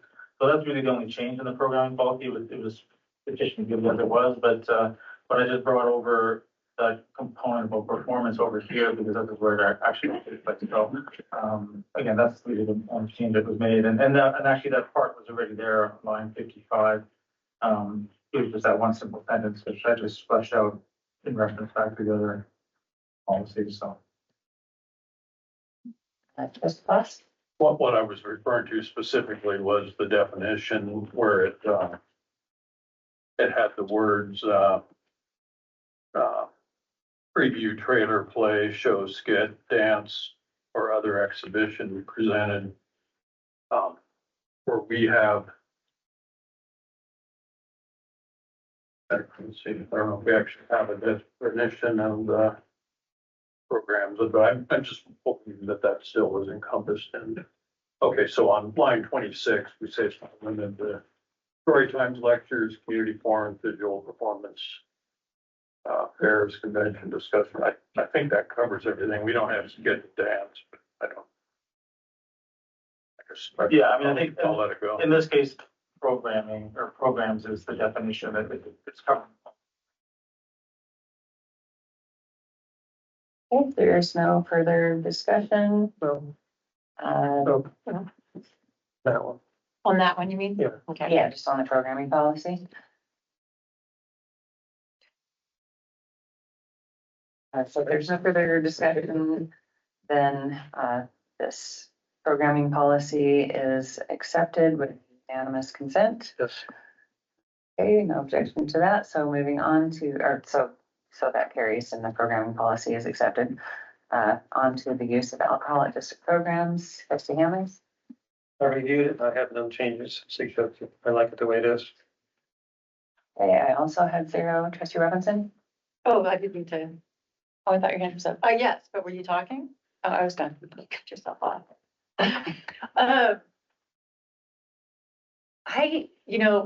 I suppose that we saw this in the past, since we've been on the board. I was kind of shocked when I saw this, the use of alcoholic district programs. Could I get an example of why we even have, alcohol okay to be in the facility? Yeah, again, this is 2015, so it's about a decade old. I just mostly updated it based on current situation, so Idaho State Police alcohol beverage control type stuff. But anyway, in my experience, basically the only time I've ever really dealt with it, a good example would be if a friend's group was, or if a program was like a wine tasting and you had a sommelier there. So if it happened to be a program, again, based on your community, right? I've been in communities where this was a big thing. And so that's the extent of my experience with it. Whether or not CLN needs one, I never delved into that. I'm just updating policies. But yeah, in my experience, it's typically for things like a wine cheese tasting, or let's say it's a local brewery who's giving a presentation, right? So it is that kind of event.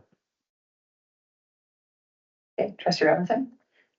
So where does this fall into, and I'm sure they've looked at all of our policies when we get insured. I mean, they look at all of our existing policies, I'm sure, our insurance companies. And this is something they haven't had a problem with. Okay, one more question. Trustee Robinson? Do we ever have any of these kind of programs? Assistant Director? We have had like a home brewing program, Okay. where we have a local expert come in and talk about how to do that. That's like the example that is up in my mind right now. Okay. So thank you. Trustee Foss? I'm not sure if we're just reviewing them, but I'd like to make a motion to approve both of these as is. Okay, the other one has already been Yeah. approved by unanimous consent. Yeah, but is it approved, like it's effective today? Yeah. Yes. Okay, I thought we Yeah, should have it's a just, motion it's to a, do that. well, it's the Acclamation. Roberts rules way of going through things faster. If there's not expected to be any Right. opposition. And you say if there's no objection, it's Well, approved. I would like to approve the alcohol one as is. Okay, it has been moved to approve the alcoholic district programs policy as is. Any further discussion? No. No, hearing none. It has been moved to approve the alcoholic district programs policy. All those in favor say aye. Aye. Aye, it is unanimous. The motion is carried. Alcoholic district programs policy is approved as is. All right. 7 minutes ahead. Then the next thing is break. Okay, so we will come back at 3:43. We are now officially on break. It is 3:45 and this meeting will come to order. I guess I'm supposed to. That Yeah, that gets sounds your good. attention? Yeah, that's good. All right, so we are back from the break and we are going into trustee training with our attorney Fulton Boyles. Okay, thank you, Chair. Appreciate the opportunity to speak at the most anticipated agenda item of every meeting. Today I handed all my copies, but I think I can roll without it. I did a very short summary on your trustee training sheet because today I wanted to walk you through a couple of statutes there. And the first one is the Joint Powers Act, and it shows you the code there. I provided you a printed copy of the relevant and pertinent sections. And then we have a regional library system set of statutes to review. And then the last one would be the public library district statutes. We're looking at Title 33, chapters 26 and 27. 26 is where like city libraries are and the regional library statutes are. Chapter 27 is going to be the public library districts. And then the Joint Powers Act terms are going to be placed in a miscellaneous provision in Title 67 that applies to like state entities generally. And I also think that it was kind of a time-saving thing to talk about Joint Powers Act and the trustee training as well, so we can bone up a little bit on the law here and what's going to be governing some of the decision-making process relevant to the CIN's attempt to create an entirely new entity and how that transition should occur. And so this act was added to the code at 672326, and it was added in 1970. And the purpose is to allow a public agency to essentially create a more efficient way to provide governmental services or functions to their respective geographic areas. And it's defined fairly broadly in the statutes to allow almost any Idaho governmental entity to contract with another one of a like kind, as well as federal government or agencies and other states, right? And so there's some interesting provisions in here about what the contours of a JPA can be appropriate, but it doesn't expand the authority of a governmental agency. So a library and a library can engage in a certain type of transaction, but it doesn't give the library any extra library authority or any additional authority that it doesn't have in the statutes. These JPAs are also going to be subject to other relevant provisions of law, like the open meetings law and the public records law. And they also have to be reported to other governmental agencies. So if you look at page 12, 672329, there's a requirement that Repeat the number, please. What's it, Jeff? page 12, Not that part. 672329. There's a requirement that certain JPAs need to be submitted with the Secretary of State, and then they require an opinion from the Attorney General, and it doesn't become binding until the Attorney General gives the opinion. So there's some interesting timelines associated with, creating a JPA and complying with areas of law in the statute. Now, the reason why I bring this up is because CIN, and a lot of this I'm going to reserve not for trustee training and for executive session. So there'll be some parts that I won't answer or I'll talk about later. But CIN has been operating as under a JPA since 1985 or something off the top of my head. And they're going to attempt to create a new one with the bylaws with the nonprofit and operate a new JPA. But if you look at the next packet, 332601, there is a section towards the end on page 4 under 332612. And that one talks about a regional library system. And if you read this section, the regional library system has almost an identical purpose as what the CIN has and what they state in their newly drafted JPA, the existing JPA, and in the bylaws. And there are certain requirements under this section where the libraries, which are very broadly defined, they even talk about a public library, school community library, or library district. So it encompasses almost every library. It's not just city libraries under Chapter 26. It would require that a petition with the Idaho State Commission for Libraries be submitted prior to creating a regional library district, which is meant to serve patrons in a region under an agreement between libraries. You might also know that this statute was enacted in 1974. And there's what we call canons of statutory construction. It's the interpretation, the rules of lexicon for courts. And one of them is, may have heard the term nocere associus, where you have a couple of phrases together in a sentence, and one of the words can be very broad. Well, that restricts their meaning, right? If you say slides and astroturf and rocks, those are all like about a park, right? And so if you put another very broad word like a walkway, it wouldn't necessarily refer to a city walkway on the other side of town. It would refer to a walkway within the park. So that's how we would read things in statutes. And the other one would be later in time and more specific governs. Because when the legislature writes a law, the courts presume they're aware of all of the other laws that exist.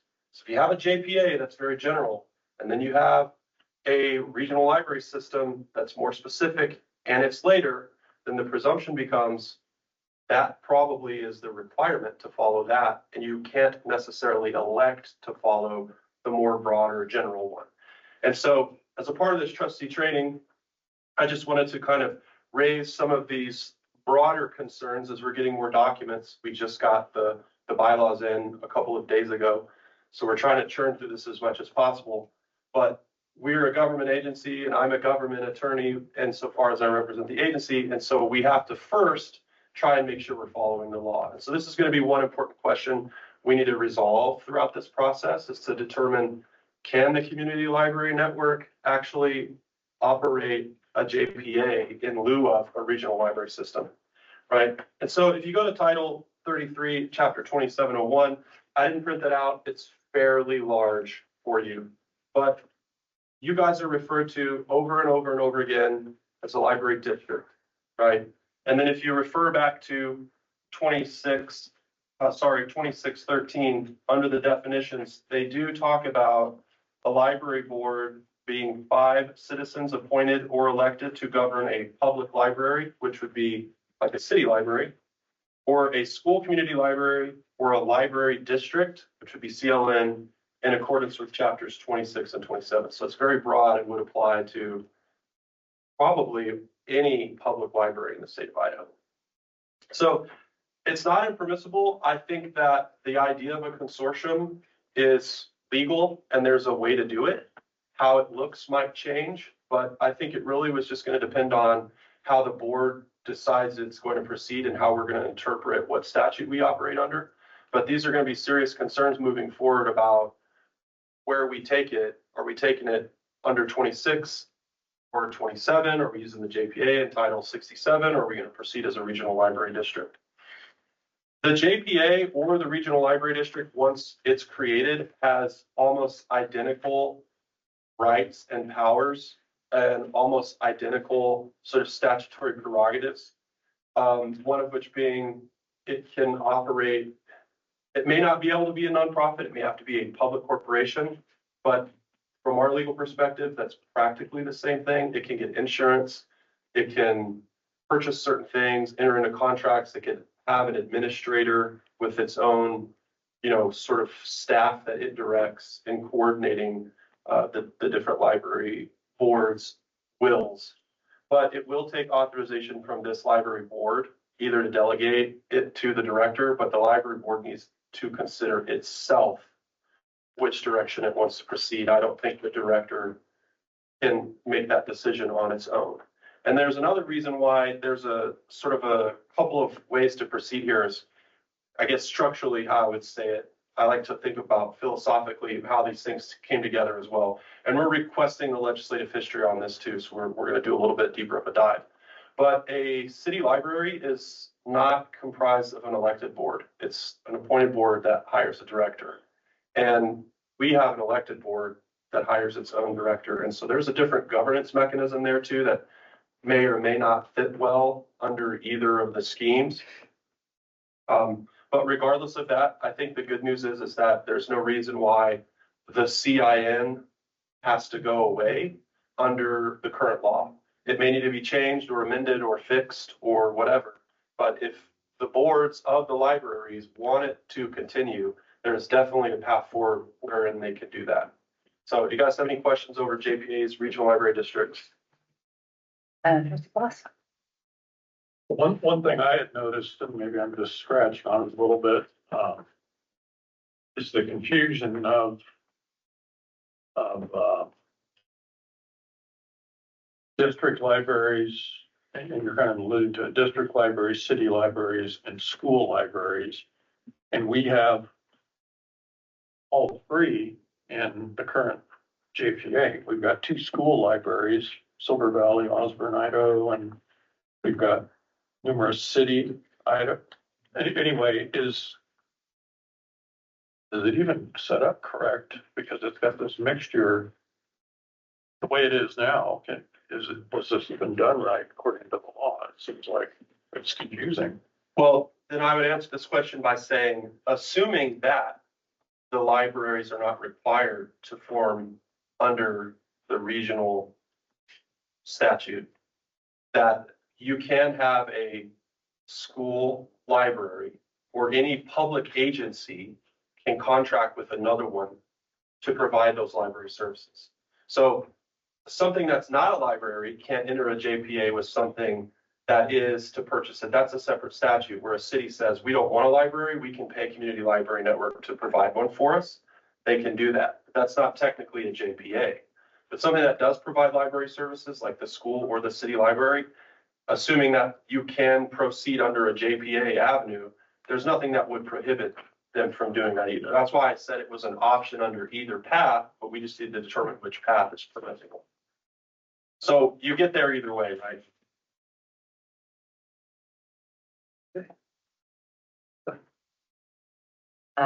No other questions? Professor Robinson. I did miss last month's meeting, so maybe that's why I don't quite understand why. Are you alluding that our consortium is not written up properly and hasn't ever been and might not be a legal partnership? Or are you just giving examples of what are and aren't legal partnerships? I was giving examples of what are and what aren't. So that way, when we're talking through these statutes and using these terms, the board members can go back and see, okay, that when I'm using public library or library district, why am I saying that specifically? Because conflating terms in this area is going to lead to a lot of confusion. Okay, perfect. Right, because we've got this whole chapter 26 routine that applies to like a city library, and then chapter 27, which would apply to us. Okay, thank you. Anything else? Okay. Thank you. Thank you, Attorney Boyles. Next, we will be going on to policy discussion, material selection and acquisition policy.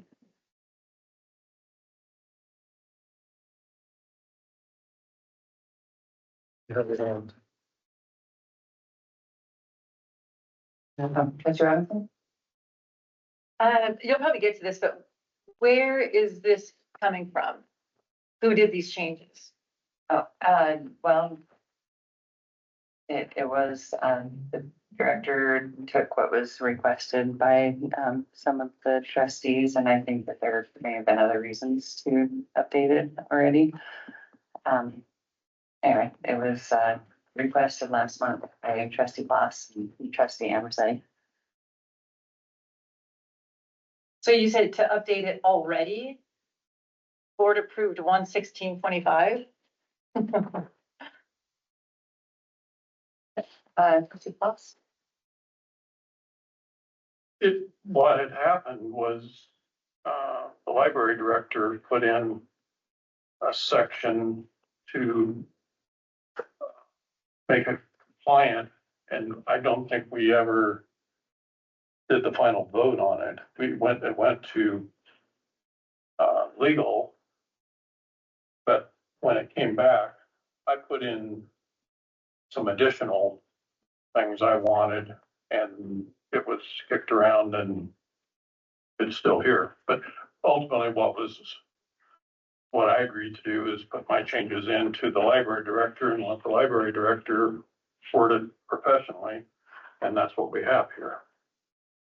And while he was doing it, I think he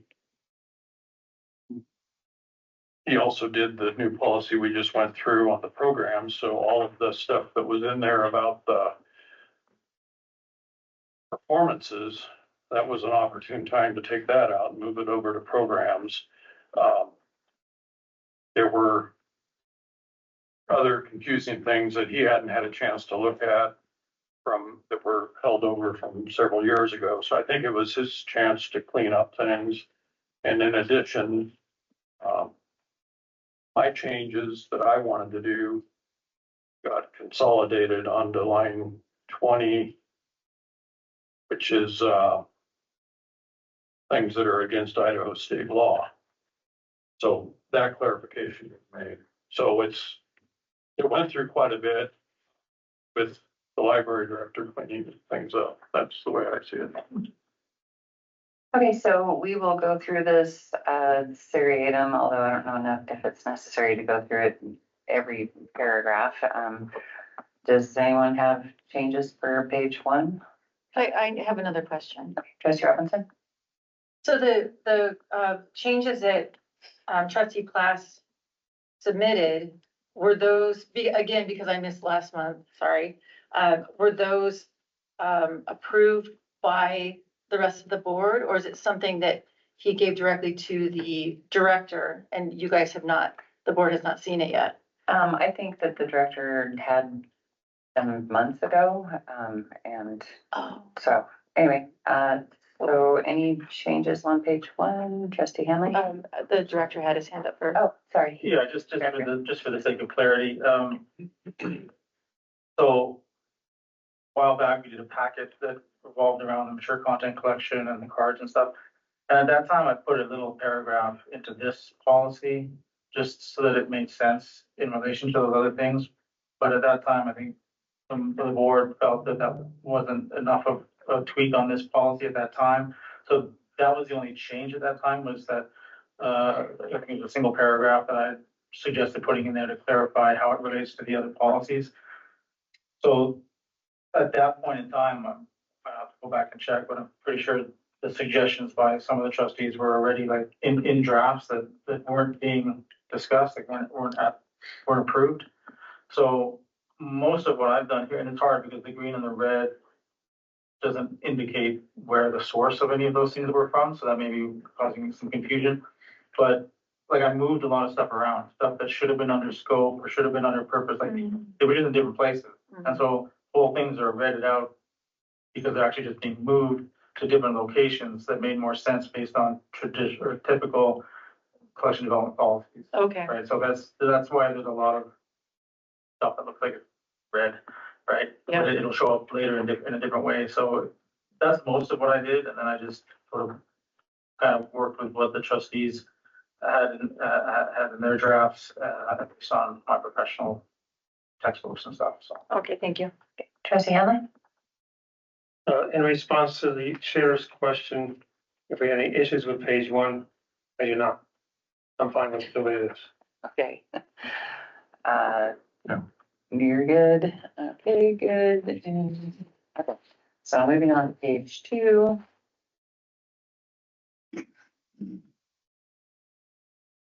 Anything on page two? Trustee Hanley? I like it the way it is. Okay, I'm good with it the way it is. I like Okay. All right. Without objection, moving on to page three. Trustee Hanley. I didn't read it that fast here. I read it at home. I have no issues with page three. Okay. Anyone else? Okay, right, Chris Foss? I just wanted to say in item two, besides taking out of. Where are you? On page three. Right here. Okay, sorry. I've got it on this. Line 20.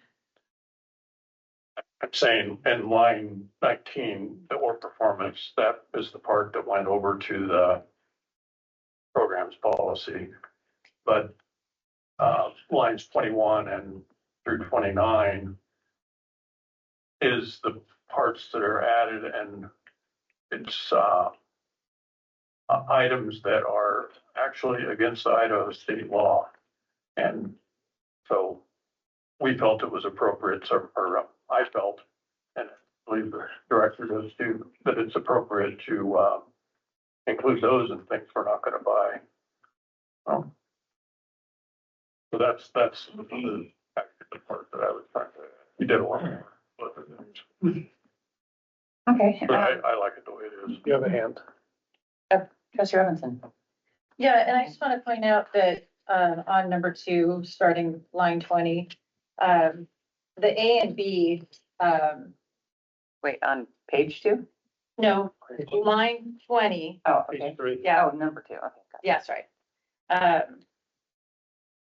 So with all this that is under, I'm not sure why that it's under propaganda exactly, but I mean, I don't see these things as propaganda. But A and B being there can, make it so that books with some of that can still be purchased. Right, as long as it says, material has a predominant tendency to indoctrinate, normalize, or influence minors, which since,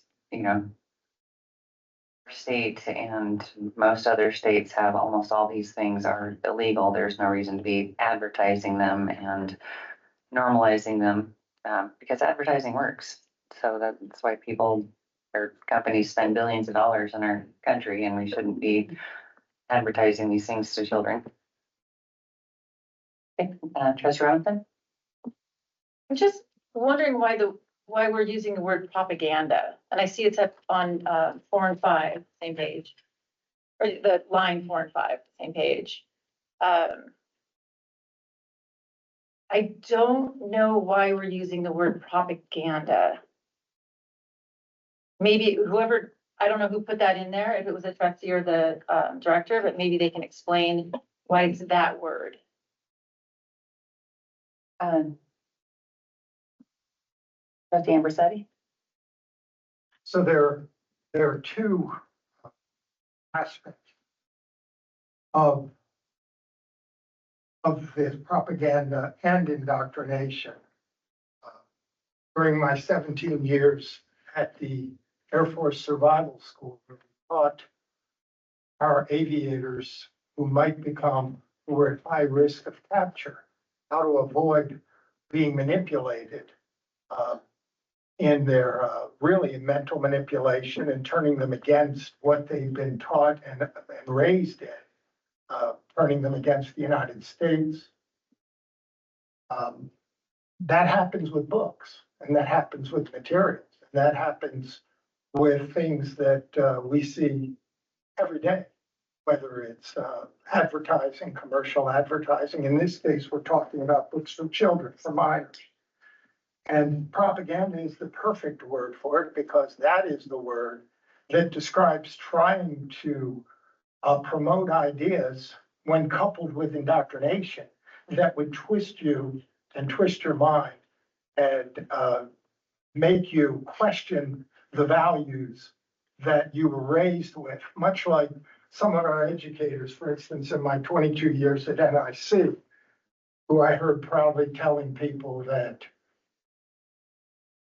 our students come to us with black and white ideas, and it's our job to turn them into understanding that black and white is not, that there's another way, that there's a gray, 50 shades of gray.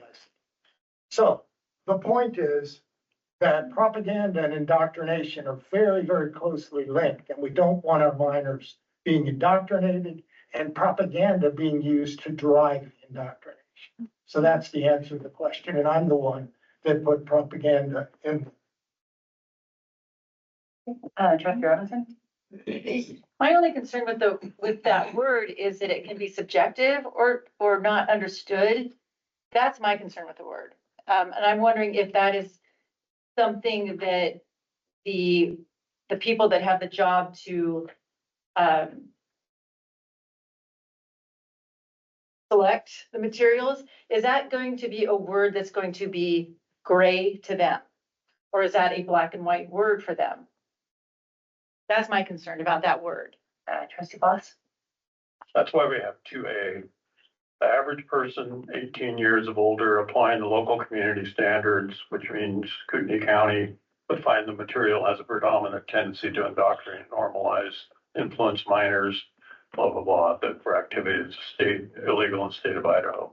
So it's just like the other obscene material. The average person, 18 and older, would say, so this is kind of the definition of propaganda.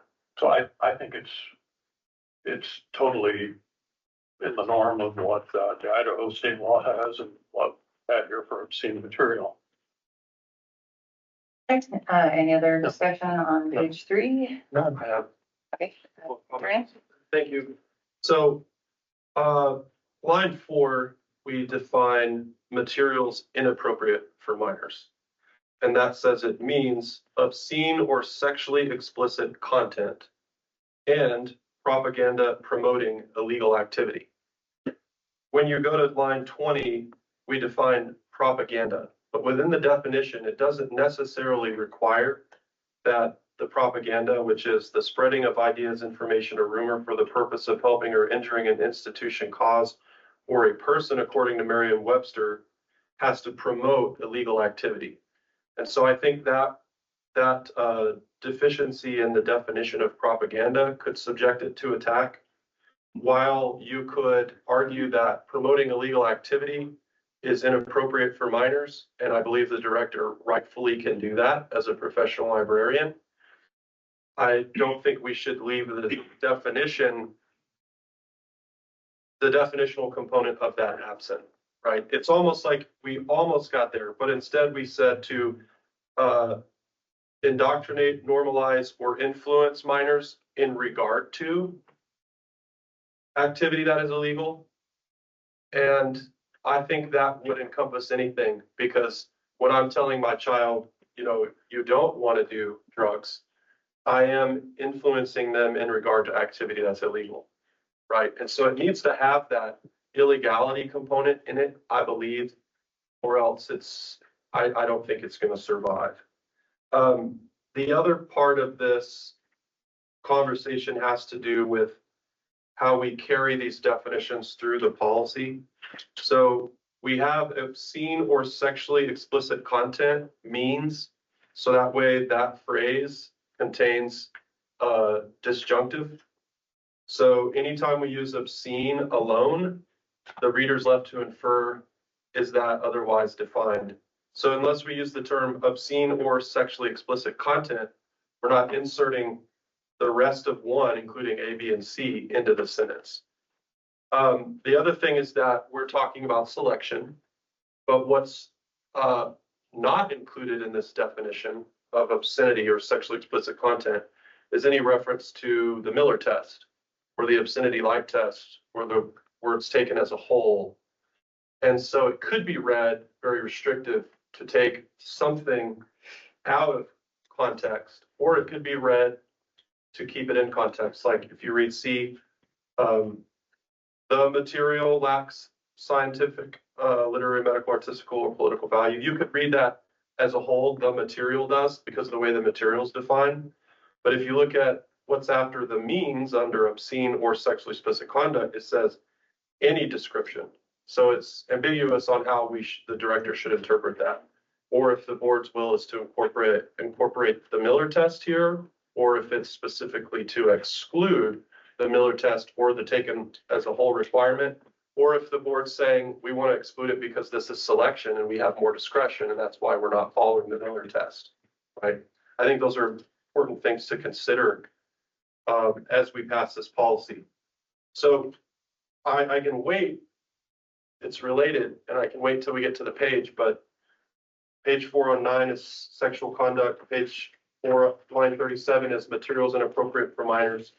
It continues on page 5, and then it also is referenced in our programming materials that state the definition for inappropriate for minors to be found in the statute, but the statute doesn't contain the word inappropriate. It always talks about material harmful to minors. So that would be sort of like the thread of where I'm going, but I know we're on page 3, so I'll stop right there. Trustee Boss? We went round and around on this, and I think the board already intended to not have it worded the same way as the Miller test, because that was, we felt, was for removal of books. We've got the basic thing there by saying it lacks, the material lacks serious literary, scientific, medical. But what we don't want is to have, for example, the Bible be excluded from purchasing. So I think what we're trying to do is put these extra words in to allow something like the Bible. It's not propaganda. It's not, there may be a, scientific or a nonfiction book, school book or something that's explaining some things. And that's okay to buy. It's this novels of a 15-year-old girl getting raped and then again, and some of this stuff was read to us or read to the previous board over and over every meeting. We don't want to buy that because that is propaganda, because it's getting the young readers used to reading or used to the idea. So I like it the way it is. I'd like to move that we accept the policy as is. I think there were some other issues, but yeah, I agree that the board wrote it with the idea that selection is distinctly different from removing or moving books in the library. Trustee Hanley? Should we go through this the way we're doing now, the way we've done in the past? Let the board finish going through it. Then if we like it, then we pass it on to council and then we get feedback from council at another meeting. I don't expect council to go through this thing and do a proper legal review of this on the fly while we're sitting here. And I think that's what we've done in the past, because I can't say I processed everything we just got from council just now. Just maybe it's just me, or maybe I'm just a little slow here, but some of it went over my head. And so if this is what, I didn't see any issues with anything in this entire document, to be honest with you. But I don't want to jump ahead. We're still on page 3. But do we just go through this the way we are now and then say, okay, if we have no changes, or we make a few changes here, and we submit it to council and get a feedback on it at the next meeting? That probably would be faster. Trustee Boss? Well, I believe the director can correct me, but it was submitted to council. So council has already looked and I think made some edits to it.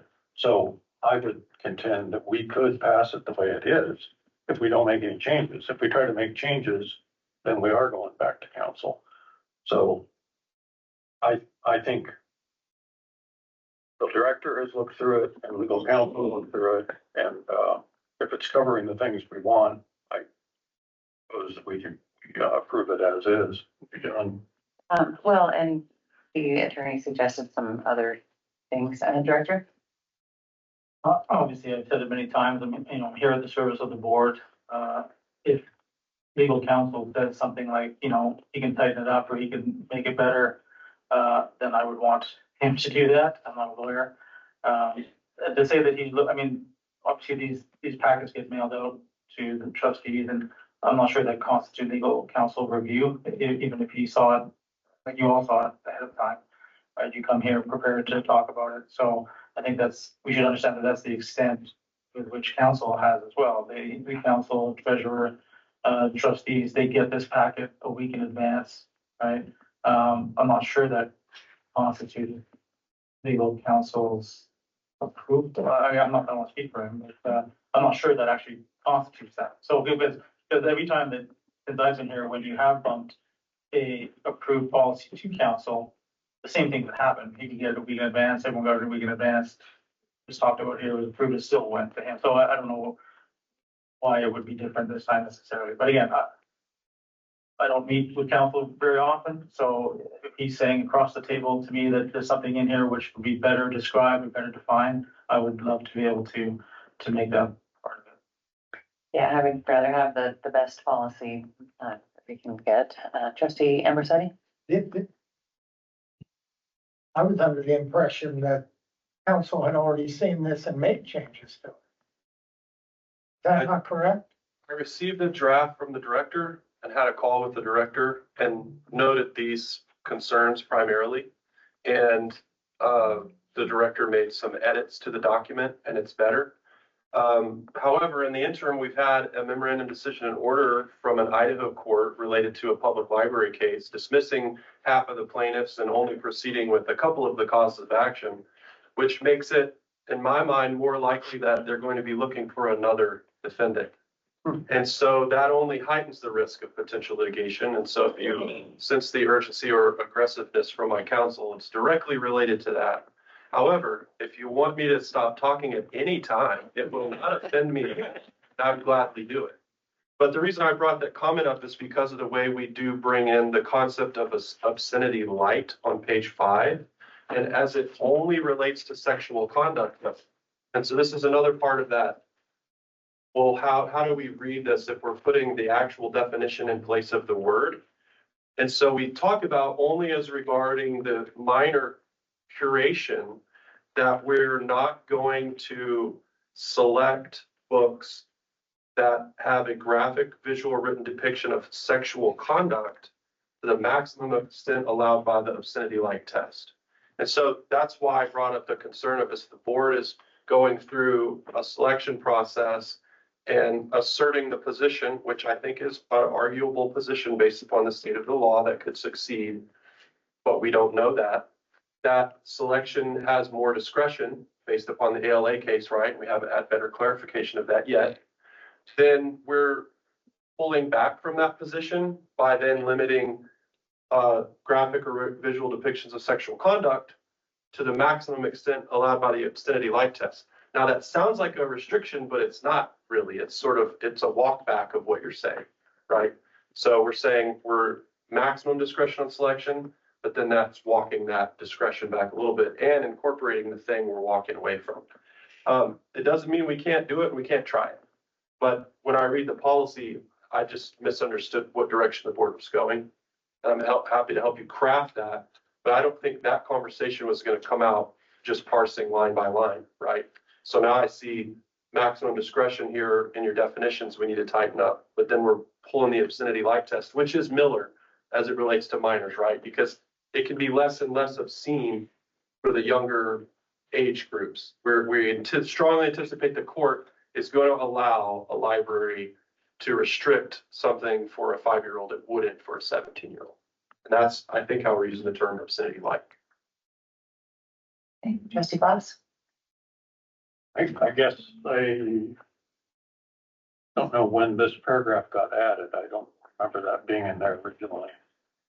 Can we be specific? We're still on the page, well, we should be discussing page 3 still. Well, anyway, page 5, obscenity light, I don't think there was anything original in there that got added. Okay, so it sounds like on page 3, there are some things that the director and attorney could take up. And I'm fine with them working on that once we approve that direction. Is there anything else on page 3 or should we go on to page 4? I had a question. So when we say propaganda, we're specifically included referring to like promoting or encouraging the activity, right? We're not just talking about discussing the activity. The intent of the board is to say, I don't want a book in here that says Idaho kids should take drugs that are illegal in Idaho. Is that like a fair sort of paraphrase of why we're including the term propaganda? Like it doesn't just mean any idea. It means specific illegal conduct that we're defining here related to abortion, sexual assault, polygamy, suicide, or illicit drug use. That's the way I understood it. That's my understanding that, you know, it's like a book can mention something and say it's bad, and that's an entirely different thing than trying to sell it to kids and promote it in children. But only illegal conduct, not just Right. something. Just illegal, yeah, Okay. that's what I thought it said. Trustee Blas? Yeah, the propaganda in this case is a novel that is going through and explaining what's happening, you know, minute by minute with these characters. And maybe it's not saying this is okay, but the fact that it's a novel going through explaining how this is happening and how there's this enjoyment and how this person's thinking that and so forth. To me, that's familiarizing the reader. And that is propaganda, even though it doesn't say,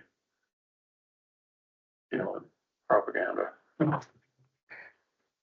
All right, I think we are over time for this section, so we will have to continue on page 4. Use any more time finishing it.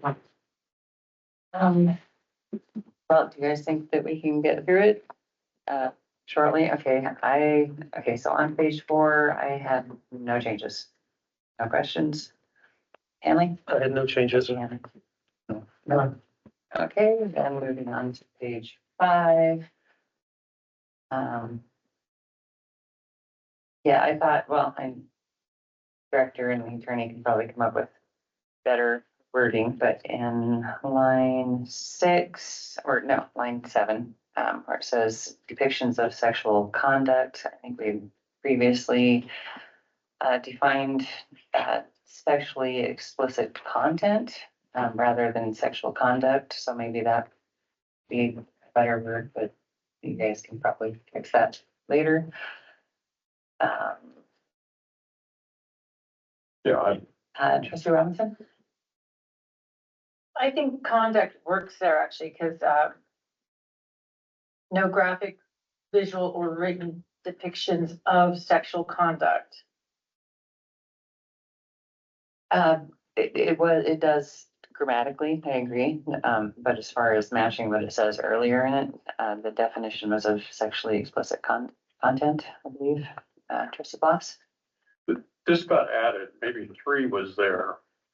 The heading, subject matter includes trends of national, local, and national interest, but this A got added, and I would like to just strike it because we've already gone through all this earlier in the policy, and this seems to be confusing it all.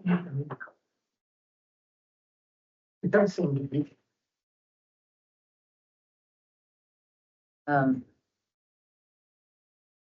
You have a professional opinion on whether that needs to be there? I mean, that's why I have all the iterations here. We may have to run through them as far as what I didn't add, 3A, 3. I think 3 might have been there in some form, or basically sorry, all these numbers are on, but all these criteria are pretty standard criteria. But the 3A, parts of that, to the maximum extent allowed by anything like this, that was in previous versions. Trustees, I think I added the first sentence regarding the question created for minors, just keep it consistent with how the others have been written. But I have to go back, I have all the iterations that, that I've looked at, but as far as it being added, just for clarity's sake, I only added the beginning of A, so that it lines up, grammatically with, I guess, 1A, and not grammatically, but stylistically. Sure. Trina? So this section is where it's the rules section. The prior section was definitions. So we're saying, what do these words or phrases mean? Now, when we get to the selection process, we have to incorporate those defined terms into how the director is going to make his selection and acquisition. And so if we want to use defined terms and set the rules of the road, we can. That's why we would do it here. So it may seem like it's redundant, but we could simply use the defined term instead of additional descriptors with it. But it still would need to be in the policy. Otherwise, we're just defining terms and not telling the director what to do. Okay, Trustee Boss? Yeah, I see it was on I think what used to be page 2. And it was before the objective, or maybe it was part of what used to be the objective, statement of purpose. So some of those words came here, but so I guess I'm not opposed to leaving them because we did have them, but I would like to make the terms consistent with what we're using in the definition. So maybe the library director or the council can make those corrections for them. Yeah. Here's an example. We're only saying that graphic or visual written depictions of an act of masturbation, homosexuality, sexual intercourse, or physical contact with the person's clothed or unclothed genitals, pubic area, buttocks, or female breast.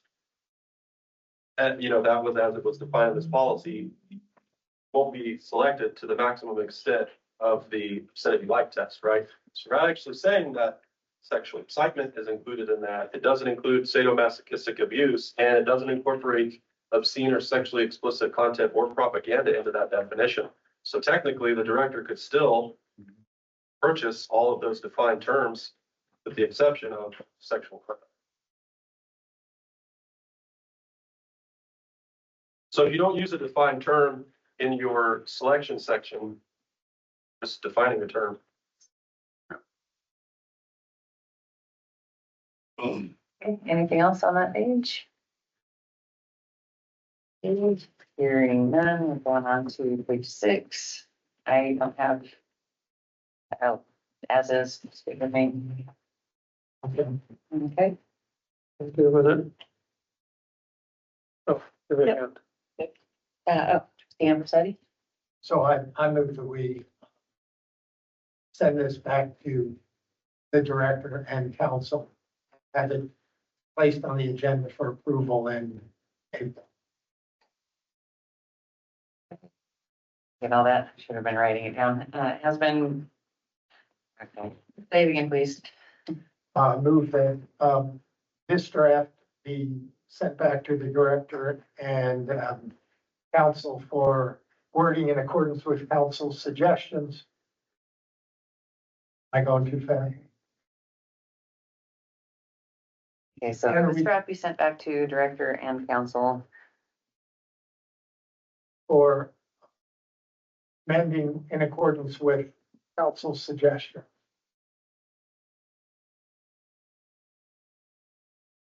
And placing on April agenda. Sure. Few more words?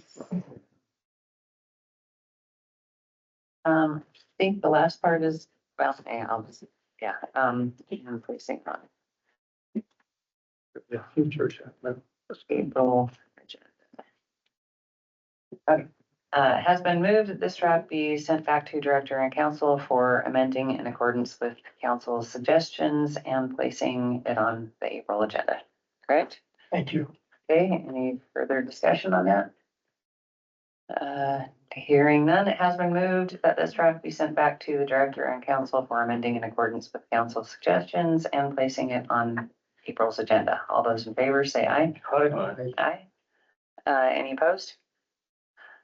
Okay, it sounds that it's unanimous that this draft be sent back to the director and council for amending in accordance with council's suggestions and placing it on April's agenda. All right, so on to the next item, cooperative information network discussion, joint powers agreement, trustee Henley. As I do at certain meetings, I ask them to prepare remarks regarding this line item on the agenda. They're lengthy, so get ready. Several months back, we learned that the CIN was going to change its name and rebrand itself as the Inland Northwest Libraries Consortium, the INLC.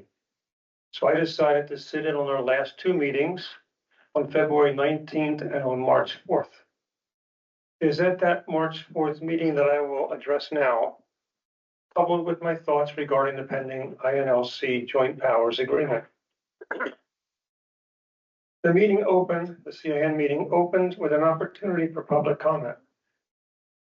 What I found surprising was that 7 persons were prepared and signed up to speak. Yet public comment was not even on CIN's agenda. I don't know if public comment has taken place at past meetings, but how did all these people know they might have an opportunity to publicly speak in front of this board? Not trusting this board, I arrived prepared too, and I spoke as well. I greatly doubt that was expected, however. It seemed the majority of the public comments were in opposition to the new CLN minors card policy, but were in favor of CIN survival, as was I. I would estimate 95% of the meeting revolved around disdain for the CLN's reasonable efforts to comply with the Children's School and Library Protection Act, 1815-17B. Some of the proceedings that took place at that meeting appeared to be an interrogation session of our director, Martin Walters. Admirably, Director Walters, lost my place here, I'm sorry, kept his cool throughout the meeting and conducted himself as a consummate professional. I wish I could say the same thing for board member Debbie Berger, representing Mullen Public Library. She inferred Director Walters was a smokescreen for the CLN board, and the CLN director was speaking out of both sides of his mouth. She also likened him to a used car salesman, describing this meeting or his meeting participation as trying to sell the CIN board a bill of goods, like some type of bait and switch. In my opinion, Ms. Berger owes our director an apology. On another personal opinion, CIN Chair Megan Mize's bitterness and hostility toward the CLN board was palpable. One could almost hear the grinding and gnashing of teeth. How dare the CLN board create reasonable policies to prevent children from having access to material harmful to them, again, to comply with Idaho law. She appeared to be predisposed to expelling the CLN if we did not guarantee that all minors would have access to the CLN's mature content collection.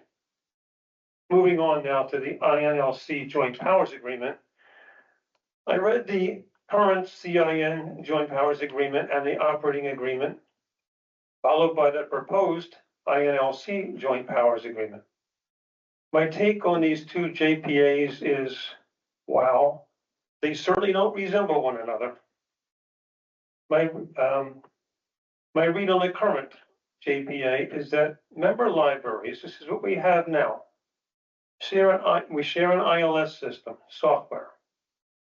We share collections, and we have contracted courier services between all the different libraries, and we share that contractor cost. The new JPA, again, this is in my opinion, will enable and authorize the creation of some type of regional public library system where all member libraries will be subordinated to a new overarching high-level structure. This is far more than a renaming or rebranding initiative. I'd like to see the scope of what exactly the CIN board retained some law firm to draft up. Something I found interesting during the CIN meeting was the unusual high pressure to sign on to the new JPA ASAP. Director Walters voiced his concern to be allowed the time to dot the I's and cross the T's and give this board here and council adequate time to review the document. This reminds me of Nancy Pelosi, who famously said, and I quote, "We have to pass the bill so you can find out what is in it," end quote. I fail to understand the urgency to signing, as the current 3-year JPA agreement is valid until May of 2026. CLN patrons have benefited in a number of ways over the years as a CIN member library. We may wish to continue membership in the consortium after the lengthy JPA document is fully understood and possibly amended. This might require several special board meetings and ensure that what we got to do is make sure we're agreeing that it is in the best interest of the taxpayers that we represent. The end. Trustee Boss. I didn't have the extensive review Trustee Hanley had, but I don't know why I don't have a copy of the existing one. I guess I would have had to go look that up. It was in an email. There was a link. There's a link to the website. A link to, okay, I missed that. So I thought it was, there's a lot of things that I think legal counsel needs to review. And I don't know what we're getting ourselves into on it. And I don't understand how an existing agreement that is valid until May of 26 can just be done away with or terminated. Maybe legal counsel can explain that, but how can something that we agreed to that's still valid just be done away with next April if we don't sign on in a hurry on this? Is it because the existing agreement says 75% can terminate if they sign a new agreement? Or I'd like clarification on that, because I don't see how they can just end what we have just because they want to do something in next April or next month. But I think there's a lot of places with quicksand in this document that I don't understand, and I need legal counsel to review it with us. So from what I heard sporadically, so I mean, I haven't heard from a wide swath of people, but I believe our patrons benefit from and desire sale and participation in this consortium. So I want to do whatever we reasonably can to remain part of it, while still retaining local control, because that sounds like that was kind of iffy. But you know, we're paid for by the taxpayers here, and we've been elected by the voters here. So we should be retaining local control of our own district libraries. But just knowing that the current one is effective until May of 2026, sounds like, you know, we don't have to rush this. We can methodically go through it and make sure we really understand, because you can't have informed consent if you're not informed. Trustee Ambrosati? Thank you, Chair. I agree with you. I'd like to see us stay in it if possible too, but there are some problems, and one of them just jumps right out. And I know we're going to go through this, but the withheld powers, paragraph A on page, well, there isn't a, yeah, page 5. There's things that are right there. Oh, okay. Thank you. So on page 5, so here's the report we received from the meeting. We know from before that Director Walters has been pummeled with disrespectful comments and inquisitions. And now we have Trustee Hamley's report that they basically are thumbing their nose at a law that was passed by our legislators 2-1. And on page 5, 2.3, paragraph A, even though these folks think it's okay to try to pressure us into changing our policies, they're violating A before we even say it's okay. It says right there they're not supposed to be doing anything about policies of members. So I'm not sure we can trust these scoundrels. Trustee Hanley? Let's say, part of the reason when I'm looking at this, it appears to be a whole different animal than what we've got in place currently. And I'm just going to give an example. It says that the board, the CIN board now, what we call it, whatever they're called again, the Inland Northwest Libraries Consortium, it appears that they can hire an administrator and pay them. The administrator can hire staff. Which page? I'm sorry, page 6 in this particular case. At the very beginning, 2.8A, it says the board may appoint an administrator. Then if you jump down to 28, the same area, down to letter D, all costs of the administrator, including compensation and benefits, as applicable, shall be borne by member libraries. That's us, our taxpayers.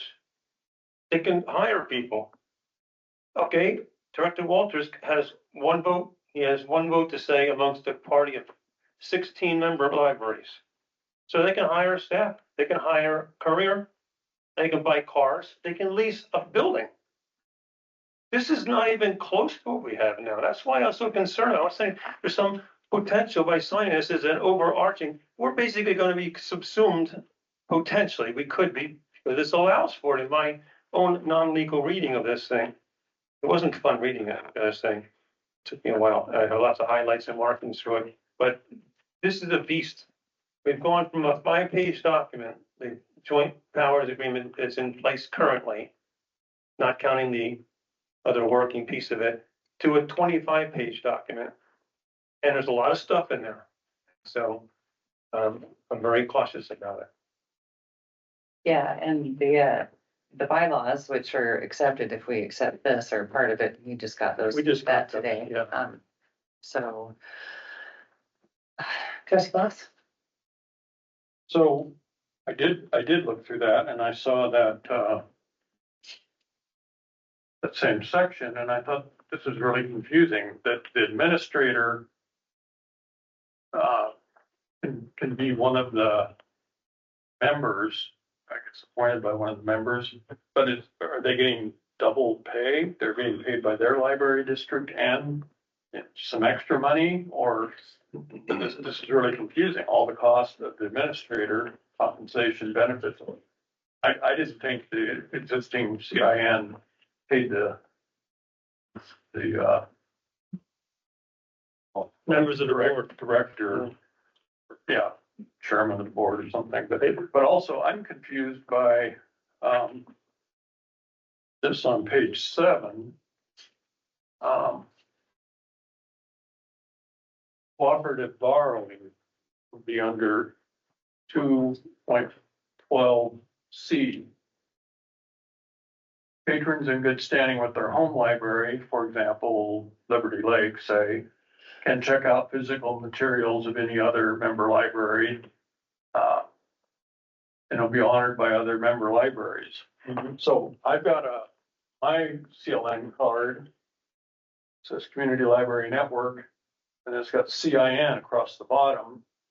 I did ask the director about this some, but right now, can somebody, or maybe that's what they're trying to say, can Liberty Lake patron that's a minor come in and demand to get material that we say is harmful to minors? Can they demand to get it and make us give it to them because they have a card that says CIN, cooperative borrowing? But I don't understand this, and I don't know whether that we actually have that situation now. Liberty Lake comes check out books from us that we don't give to our minors. Okay, so I think we've had some general opinions, and we should probably start on page 1 if we're going to be productive. Yes, page 1. Trustee Robinson? Is this something that our attorney has just gotten, just like we did? So has the attorney actually read this, and especially compared to the original one? I'm not sure how many drafts there are. We were accused of having received it. I'm aware of at least 3 drafts. We got the bylaws on Wednesday. There's an articles of incorporation attached to it. And my recommendation would be that this board hold an executive session where I can deliver a very candid report and explain to you the rights and liabilities, because I don't want my legal, and the reason I'm telling you this now is because you've generally just consented for me to be here and tell you in real time. Normally, I could deliver most of my advice in an executive session, but this is something that affects member libraries and the CIN, and this board's intention is to maintain and preserve that because it has a very important benefit to the community. And so I want to be cautious about what I say, so that way it can't be used against us or CIN or manipulated later, right? And so I think I have some paths forward. I think we can figure it out and make it work regardless of which direction you want to take. But I don't necessarily want to air that dirty laundry right now, because I need to be able to candidly make opinions and statements, and it may not necessarily be appropriate to do that in public. So I'd love the opportunity to create a thorough report and then not necessarily make a recommendation, but give you like here's an ABC and this is what it would look like. And then once we decide on a path where we go, then we can come out and explain the rationale for that. Okay, so how long would you recommend at this point for an executive session? How long for one or until one? For both? How much? I mean, this is an interesting, complicated, and we use all the time we could get. But I think what we need to do is accommodate and try and, even though some people have expressed some very discriminatory animus towards certain members of this board, we should operate in good faith and try and meet their timeline in April. So if we could have a special meeting prior to that and give us some indication, then we can go to the CIN meeting and make representations about what the board wants to do. I don't want to go to the CIN board and not be able to make a representation about where we're headed, because there's so many moving parts. So I want to give them an indication of what you want and how we think we need to go about it. Okay, so probably a special meeting then before CIN's next meeting. Yeah. Okay. As far close to it, but before it as we can. Okay. Trustee Ambersetti? I guess I missed it. Is there actually a printed deadline somewhere that we have to respond by? No, but they just, well, Yeah, trustee Henley. Oh, I left my mic on, I didn't know that. No, from what I remember from the meeting, they want some kind of an answer from us. Basically, they wanted all the different entities, all 16 entities, to go back to whoever they have to go to, let them have their legal reviews, and come back in for a signing session in April. That's what and that's after this thing just got dumped on us. I don't say dumped, but the final, we'll say this final draft got provided just a few days ago. The bylaws just came in. I just got them on my desk here. We all did just now. And so it's their CINs, from what I saw, but it's the CIN's deadline, not ours. Haste makes waste, and I think we need to rush into it. Trustee Ambrossetti, would you like to speak? I'm sorry, that was a follow-up. My apologies, Madam Chair. I'm just hoping that we all realize that we really don't need to provide any kind of, there is no drop dead date. And if we need to find these kinds of things out thoroughly, then I think we need to meet in executive session with Colton, and we don't need to be rushed on this. Sheriff, I mean. Attorney? The reason I make that recommendation is you're correct. This is I don't even know if it's a CIN imposed deadline, but there's a group of CIN operators who are unilaterally making these decisions. And if we have an opportunity to meet that deadline in a constructive manner, we should, because this is like an off-ramp. If we miss an off-ramp, they're gonna just go ahead and do it. From what I've witnessed, they're just gonna do it. And then we're talking litigation and getting courts involved. There's no need for any of that. And so let's go in there in good faith in April, make a proposal and get the best outcome for everyone. If it's two of them or one of them or none of them, it doesn't matter. But let's do it, and let's do it right, and let's follow the law, and let's provide library services to everyone that's getting them now better than they're getting them now. That's what we should do. Okay, yeah, I agree that we should do whatever we reasonably can. I just wanted to ask legal counsel, if we miss their contrived April meeting deadline, is there anything that ends the existing agreement we have that goes till May? Can they just vote to create a new one, and that, does it say it in the existing document that if they create a new one, it evaporates the existing one? Is that in there? Nothing changes. The CIN is going to continue to operate. My preliminary opinion right now is that they can't. If the audience would be quiet, please. Thank you. So CIN will keep operating. It's an existing, whatever it is. My preliminary opinion is they cannot vote to end the relationship in the manner they're proceeding to do it. And so we want to talk about how we find a path to get there in a legal way and avoid courts. There's no reason to litigate, right? Trustee Robinson? So is it being recommended that we don't even discuss, go through the new joint powers agreement page by page today, and just wait, absorb it with the bylaws and come back for that special meeting? Attorney? That's what I would recommend. Yes. Take it home, put it on your bedside table, read it. If you have questions that you want me to explain, hey, what does this thing mean? Call me. A lot of it's standard. It's based off another agreement. The bylaws and the articles, they're not, they're a nonprofit, which is interesting, but they're not unusual. So it's not, I don't think as a legal document, incredibly complex, right? It's just becomes more complex when you look at the statutory regime and how it fits in with that. And so I would just read it, learn it, and then we can talk about specific issues with the recommendations. I don't necessarily think we need to beat the language to death today, unless you want to use that time to ask about certain portions of it. No.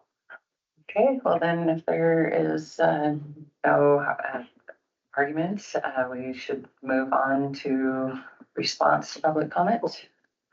Trustee Ambrossetti? Can I, before we get to this? Oh, okay, so you're objecting. I'm sorry. Okay. I have one question so that we have this, the backs of our minds, because I'm looking at these numbers on the green sheets and they don't match up with my understanding.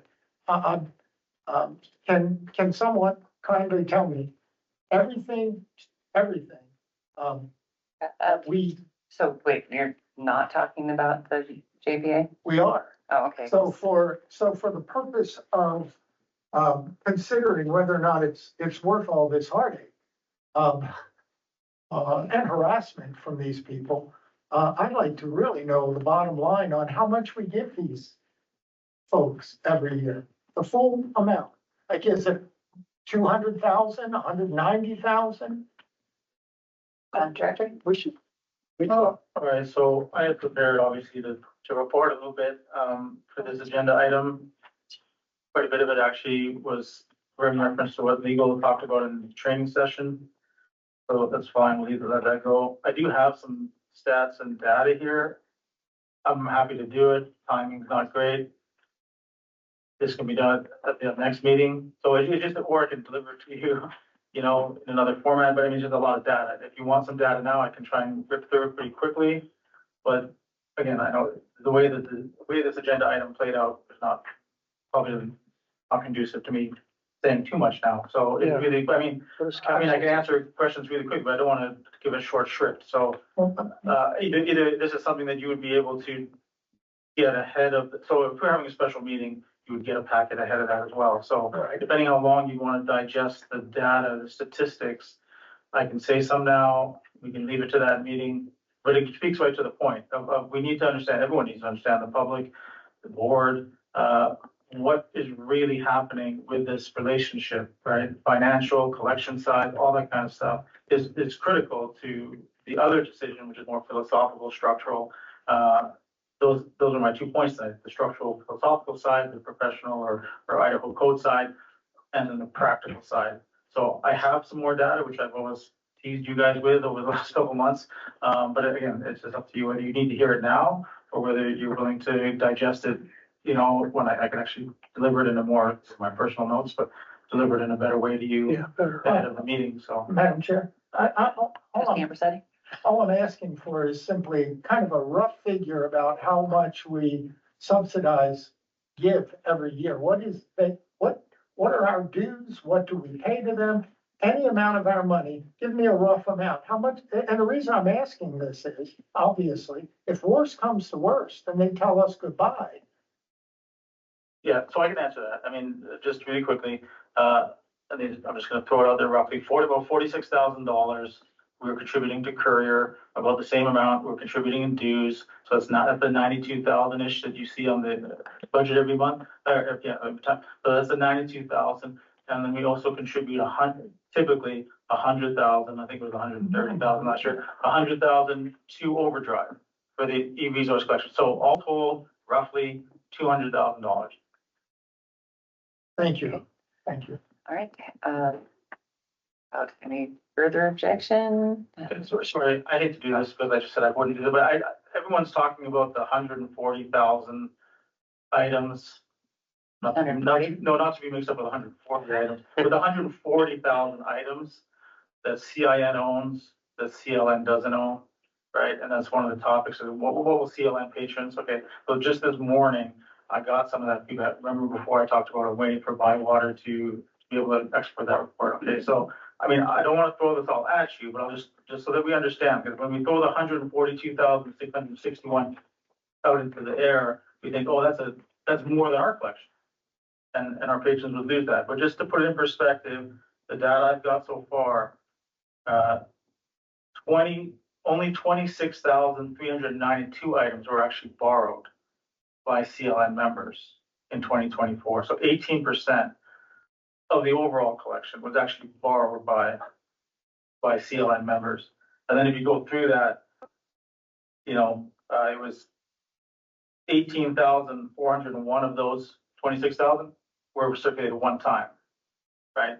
And so flip it to the top end, the most popular item that for some reason we don't have, which CIN had, I think was Oppenheimer, the DVD, for 23 circs. I'm not sure why we don't have it, but 23 circs.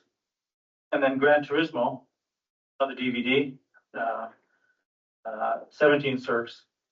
And then there were some other things like Chromebooks, which CD Coeur d'Alene has, and Roku streaming sticks, they serve as well. But the whole point here is that to speak to our taxpayers, right, they need to know what collection we're really talking about what they would be missing and what it would cost CLM to actually get it, right? So we're not talking, we wouldn't be jumping out there to try and get 142,661 items into our collection. We would assess this.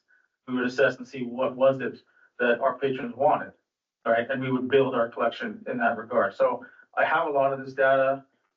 It's not packaged for consumption, it's more my notes, but I'm happy to get this to you ahead of the next meeting so that you can, you can decide.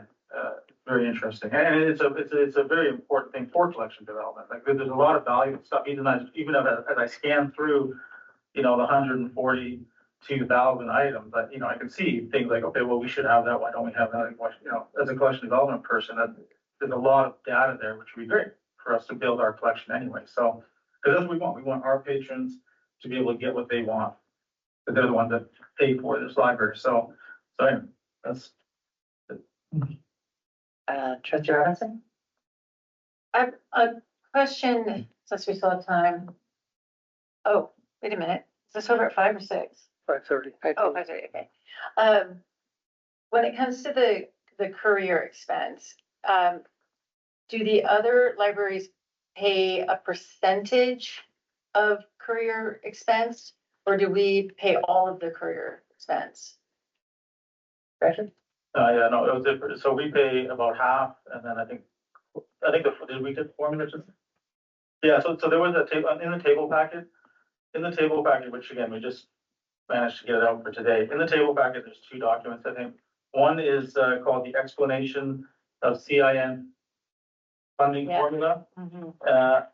And just so you knew where that came from, I copy pasted the Microsoft Word up at the bottom. So Larry Almeida, I guess a former director here, created this document in 2012. So this is the formula we have on the books as to how it's calculated. So again, you just got it tonight, so obviously you got to digest that. But that kind of explains that. I mean, basically, for the most part, CLM pays obviously the most into this. Coeur d'Alene being the next biggest, pays a little bit. Not a little bit, I shouldn't say that. They pay their amount, and then after that, it breaks down, based on this formula. So. Okay, Trustee Henley? Would it be wise to save further discussion on this for executive session? I think that's what it sounded like to me. Okay, so. Thoughts? I just wanted to express to the director that what I would be looking for when you do this is how many, I want to get an 80% target. What would it cost us to get 80% of the things that 80% or that, 80% of the people are borrowing these things? What would it cost us? And how many of those items would that entail? Is that something we could do with the 100,000 that we're already paying to them produce? But that's the kind of thing I'd be looking for. Yeah, again, I've prepared a lot of this. I mean, bottom line, without getting into the details, right? That $200,000, we can do our own courier, we can get our own ILS, right? We can begin to build our own e-visas collection. E-visas are very expensive, but we can begin to build that for sure. And then the question is, we look at this 142,000, or we look at these 26,000 items, but that was only 24. So we got to go back and look at historically where we borrowing, right? And then how much of, because our collection budget is 300,000, right? And some of that actually is part of that overdrive number. So we're looking at the collection and saying, yes, what would it cost us? And we would prioritize it. We look at, this is why this data, which I just got this morning, is really important, because we can look at it and say, well, I mean, I got it all, like 82 titles were Berenstein Bears, right? 146 circulations. And so why we don't have these particular Berenstein Bears titles, I don't know. But if you go through it, I mean, Laura Ingalls Wilder, she's I think it was like 28 Laura Ingalls Wilder titles for 96 circulations. Tommy DePaolo, Charles Dickens, George Alfred Henty, right? I think there's a lot of things on there. If you look at it as a collection development person, you say, okay, well, we should get that. Like, why don't we have that? So we look at this from the community perspective, and we say, well, this is what the patrons have been getting out of CIN. This is what they're getting, asking for and getting. And so that's what we would be concerned about it. Because again, my priorities are taxpayers, and I'm thinking, okay, well, what are they borrowing, and what should we have in our collection? So I mean, obviously there's space issues, right? If we're gonna add 26,000 items to our collection, that's the size of a library, one of our libraries, right? So, you know, it's not exactly as easy as I'm not trying to make it sound easy, but the more important thing for me is data, right? We need the data. We need to be able to make this decision with all the data, and I'm willing to bring it all prepared for the meeting. Thank you. Okay, so without objection, we're moving on to response to public comment. Trustee Hammond? I have none. Okay, thank you. Trustee Bloss? I didn't have anything prepared, but I just wanted to explain that, And this is response to previous public comment, not today's? Okay. previous, I would say, even today, but, we don't want to have anything in our libraries that will, damage young minds. We want it to be wholesome material. And I read an editor, or not, a letter to the editor just today, that basically says what I think.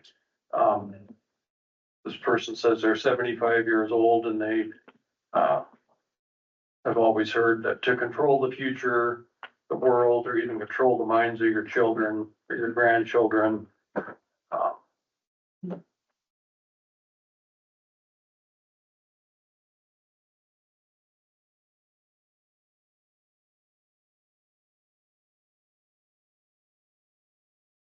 okay, it's reading, exposure to all kinds of media outlets at schools. Even Adolf Hitler had, said, give me a child till he's 7 and I'll show you the man.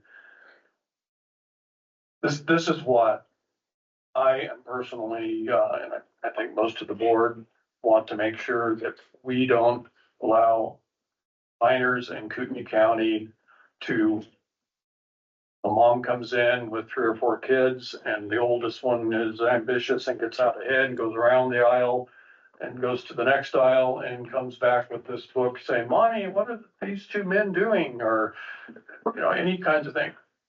We want it to be a safe place for parents to bring their children in and not to get their minds corrupted with what we're saying would be propaganda. So,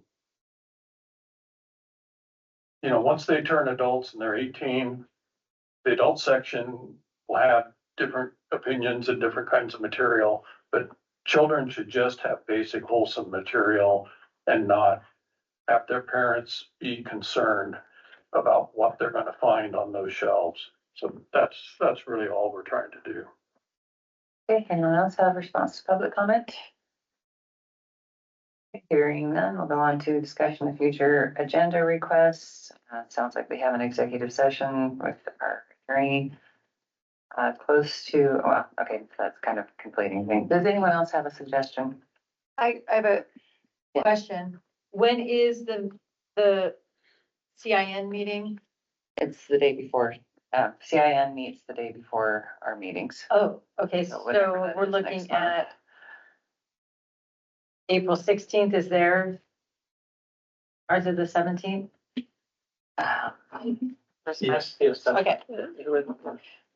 Yeah, I was kind of jumping the gun there. So we're actually on future agenda requests, which is just the topics. Oh, So does anyone? sorry. Yeah, no, it's my fault. Does anyone have other topics besides the executive session? I think we all agree on the executive session for a topic. Yes, Trustee Abersetti. Sorry, I jumped in on before. I'd like to have we're talking about the regularly scheduled meeting here, agenda, correct?